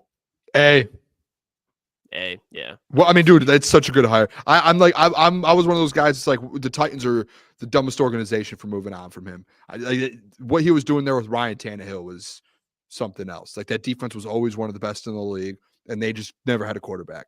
That's just a fact. Dude, Mike Vrabel, he said it on shows all the time. Like, he never wanted to move on from AJ Brown. He never wanted to make any of those moves. They make those moves. They fire him. They fire the GM. Like, the Titans was the problem. He should have had a job last year. I think, honestly, boys, what's his name? I think what happened in that whole hiring cycle was Gerard Mayo. It was in his contract, and when Bill Belichick left, that he was the successor, and he had at least get 1 year. I think they told Vrabes, "Hey, you're the next guy." I think it was already planned. Hey, we got to get through 1 year. As much as that sucks for Gerard Mayo, I think they knew who they wanted from the jump when Vrabes got fired and when Belichick left. I think it was all planned out, and that's a great hire. The Patriots will be back in the next, let's say, 3 years. They will be back. Yeah, we all agree it's A, right? No one disputes that. Yeah, that's like a home run hire. They nailed that. All right, next one. New York Jets, same division, Aaron Glenn. Remember, hold on. No Lions bias. This is like if you're a Jets fan looking at the hire, you don't even know who Aaron Glenn was. Well, you heard of him, but now he's the coach. How would you grade the hire? Because I know it's like, hey, we love Aaron Glenn. People are going to hate me. People are going to hate me for this. No, go. Who started? I'm going to go A-. I wrote it down here. I'm going to cover my other grades. A- if you didn't see that. And I think as a culture guy, Jeff, we talk about it all the time. Like with Liam Cohen, like the X's and O's comes, but like if you can hire a staff that has that, I just think like he is a culture guy. Like he's a leader of men. And I've been saying it all year long that I think he could be a better head coach than he was a coordinator. And I think that's a compliment to him and who he is as a person, as a leader, and how he can lead a locker room. So I think it's a great hire. Now, is he going to be successful? I'm under the understanding, and my thought process is no one will ever be successful in New York. The Jets, that is. So that's a different story. But I think Aaron Glenn as a coach, great hire. I love that. A- for sure. Yeah, I'm going with an A as well. I think it's the same level as Vrabel. If I'm a Jets fan and I hear Aaron Glenn say, this is not the Aaron Rodgers Jets, this is the New York Jets, stop asking these questions. Like, there's going to be a long road. We're going to have progression. Like, he just kept it real. Shut the media up. That's exactly what they need. So, A higher for me as well. I think culture guy, it's what the Jets needed. That's what they got. Dude. You did not just say you're going to give him the same grade as Mike Vrabel, who's been in AFC championship games as a head coach. And that doesn't mean I think he's the level of Mike Vrabel, but as far as what they needed, like the hire, the acquisition. Like we're not grading how they are as head coaches. We're grading the hire. I'll even say this: like if I think Aaron Glenn is a better head coach there. Like if Ben Johnson got hired there, I'd give it like a B+. But I think when you need to get a culture right, Aaron Glenn's the exact guy to have it. Like, I think defensively, that's when the Jets are good, it's when they have a good defense. And that's what gets them places. And Aaron Glenn, he's not going to be pussy whipped by Aaron Rodgers like Robert Saleh was. Aaron Glenn's going to hold his own. He's going to make sure everybody in that locker room is held accountable. That's what the Jets need. And that's what Aaron Glenn's going to have. Robert Saleh maybe did at first seem like it was, but then you bring in Nathaniel Hackett, Randall Cobb, Allen. Like they bent down everything for Aaron Rodgers. That would never happen under Aaron Glenn. No. I get it. I understand. I'm not going to give him an A. I'm not going to give it an A. I'll give it a B. B+. I think I'm not an A. I think it's a good. We're not forcing you to, dude. Hey, no. Make your own decision. The reason for that is number one. I'm with you, Boone. I hate to see Aaron Glenn in New York, man. Like with the Jets, I hate that because I get he has ties there, but it's such a tough organization to turn around. But if I'm looking at it from a Jets fan, we just fired a defensive head coach. Why are we going back to another defensive head coach? Even though I think Aaron Glenn's a better leader of men, he played football, he's played in the NFL. Like I get that, but still, like to me, it's like what? So as much as I love Aaron Glenn, in terms of the hire, if I'm a Jets fan, like I'm looking at like okay, B+, good hire, great, it's a good hire. Address that, please. No, it's not. I gave Liam Cohen a B-. And you gave Ari G a B? I'll give him a B+. How about that? I was going to say they're definitely on different ends of the spectrum on those ones. Come on now. Yeah. But again, we're not grading how we think they'll work out. We're just grading what the team needed, which they needed. Yeah, I think they needed someone like AG. That's why I think A- is because they needed a culture guy bad. Yeah. I mean, I'd hate the fact that if I'm a team, I'm going from defense to defensive guy. It's just like, and then to a good point, like Jay-Z said, I think Saleh promised a culture change, but it never came. Maybe, but like that's the thing. It's like I do think they both were culture guys. Like Saleh, like the thing with him, it was like it felt like he never could form a connection with his players, and constantly like remember the thing with Aaron Rodgers, like calling Aaron Rodgers out publicly and then backtrack. Like he just did not know what he was doing. I think AG will know how to. Hey, he was with Dan Campbell, like hold guys' expectations, not publicly, but behind scenes, like make sure this thing's running. Robert Saleh did that thing. He would do that stuff like publicly, and that was just like this is really weird, dude. All right, next head coach, Dallas Cowboys, Brian Schottenheimer. F. Anything Jerry Jones does moving forward, F. I didn't even know, honestly, maybe it's I'm not that good of a football guy as I thought. Did not know who he was before this last season when he was the OC. Honestly, I had the impression going into the offseason, if I am the Dallas Cowboys, as bad as you have been for 30 years, you should have just hired Prime. Go get Dion. Why not? Like you need to do something to be bad. Do something. Like make a move, Jerry. Like that. Like Jerry talks about all these big moves last year. We're gonna make all these big moves. Doesn't do anything. Lets like his guys sit out until through training camp because he doesn't want to even pay anyone. Like and then we're gonna make this big move, head coaching change. Brian Schottenheimer. Okay, sick, dude. Like that's Took a gonna risk, Boone. Took a risk. F. That's what I think. If Jeff, I have an F. I don't even need to explain it. It's F. I'm so tired of this Jerry guy, dude. I'm gonna give it a. Just kidding. No, it's bad. It's bad. I don't like if you're gonna if you need a bridge coach, go get Pete Carroll. Like just hold off for a couple of years and then go get someone else. Like, dude, I saw people saying like Jason Witten. Like, dude, just get someone that's gonna like juice this place up. Jason Witten or Jeff Saturday. Go get Jeff something, Saturday. dude. You won a game. Yeah. Get something. No. By the way, Chuck Pagano just took another job in the NFL today. He's back in the league. That's crazy. Ravens. He's a secondary coach with the Ravens now. That's big for them. Senior secondary. Like he's like what a good pickup for them. He's like the dude like coaching like the Deshae Townsteads of the world. Like he's like telling him like tell them boys what. Great hire from John Harbaugh. Man. Yeah, great hire. That is a great hire. All right, we all agree F. Terrible. Bears Ben Johnson. Jeff, you go first with this one. A+. A+. Like Goobin. A+. Like it's if we're just again. I'm going to use Booner's word. He gave HE a B. It said A+. A+. No. We're A+. And remember what Booner said. We're only grading what the team needs, not how they'll work out or not. So what the team needed was an offensive mind. Who did they get? The best available offensive mind by a landslide. So yeah, I think it's an A. Like an A fucking plus. Like it's a great hire. I'll say this. I'm not going to go A+. I'm in between B+ and A-, and I'm just going to go A- just because at the end of the day, the number one head coaching candidate in the NFL this offseason and last offseason, it was Ben Johnson. Like everyone wanted him. If he could have gone to the Jets, he could have gone to New Orleans. I bet you if he said to the Patriots, "Hey, I want the job over Vrabes," I bet you they might have been like, "Oh," they would have thought about it. Like I think Ben was one of that guy that everyone wanted. I don't want to go A+, Jeff, because if we're talking about needs, but we're also talking about as a whole, as a coach, is it a good hire?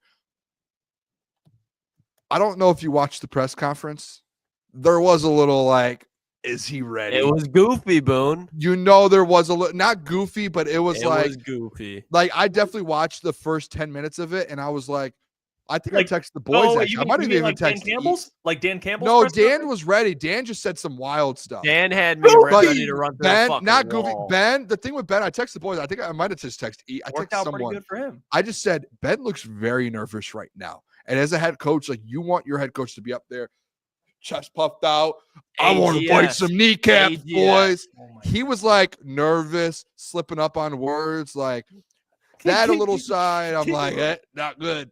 Not good. No, I think he's going to be fine. I think he ends up turning that place around and things might work out for him. But at the end of the day, that brings me down from an A+, Jeff, to an A-. You got to be able to lock that in a little bit. Come on now. Jeff, I know you love the A+++.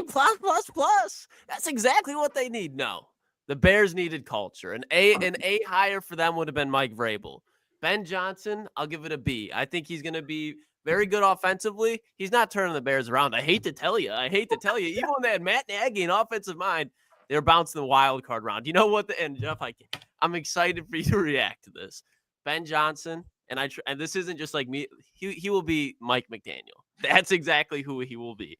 Ben Johnson will be Mike McDaniel. He was a better offensive coordinator for the Lions. What? Dude, they needed culture. I'm sorry, Jeff. Like I'm like laughing right now because like I just know this is gonna make you mad, but I do truly believe that they'll have some like 9-10 win seasons. I'll give them that, just like the Dolphins do, but they'll never win the division. They won't.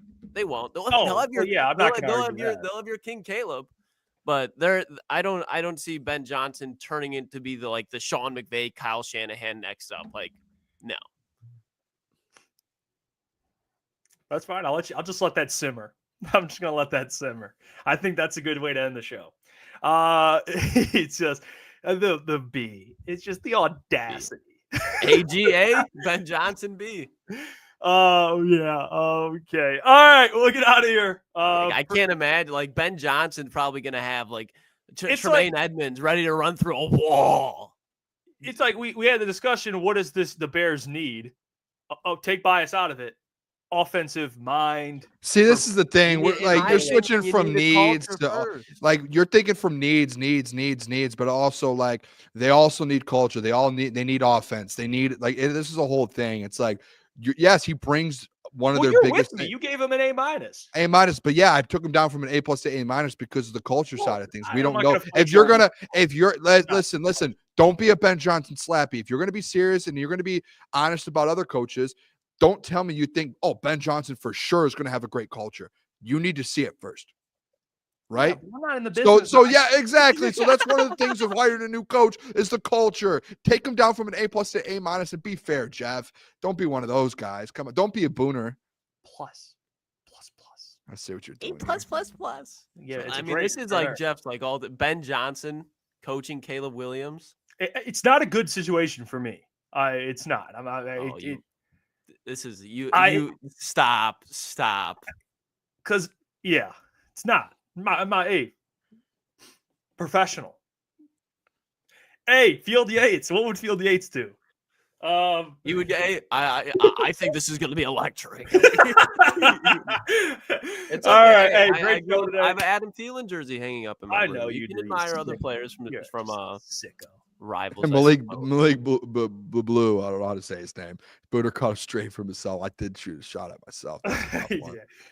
All right. Hey, we'll get out of here. Appreciate you all. Great show today, man. Fun show. Appreciate all the super chats as well. Dante, Mike Reed, Steve Wilds. Love you guys. We will be back tomorrow for the doc. The doc's going to join us tomorrow. He's got a lot. He's been texting us. Pre-warning.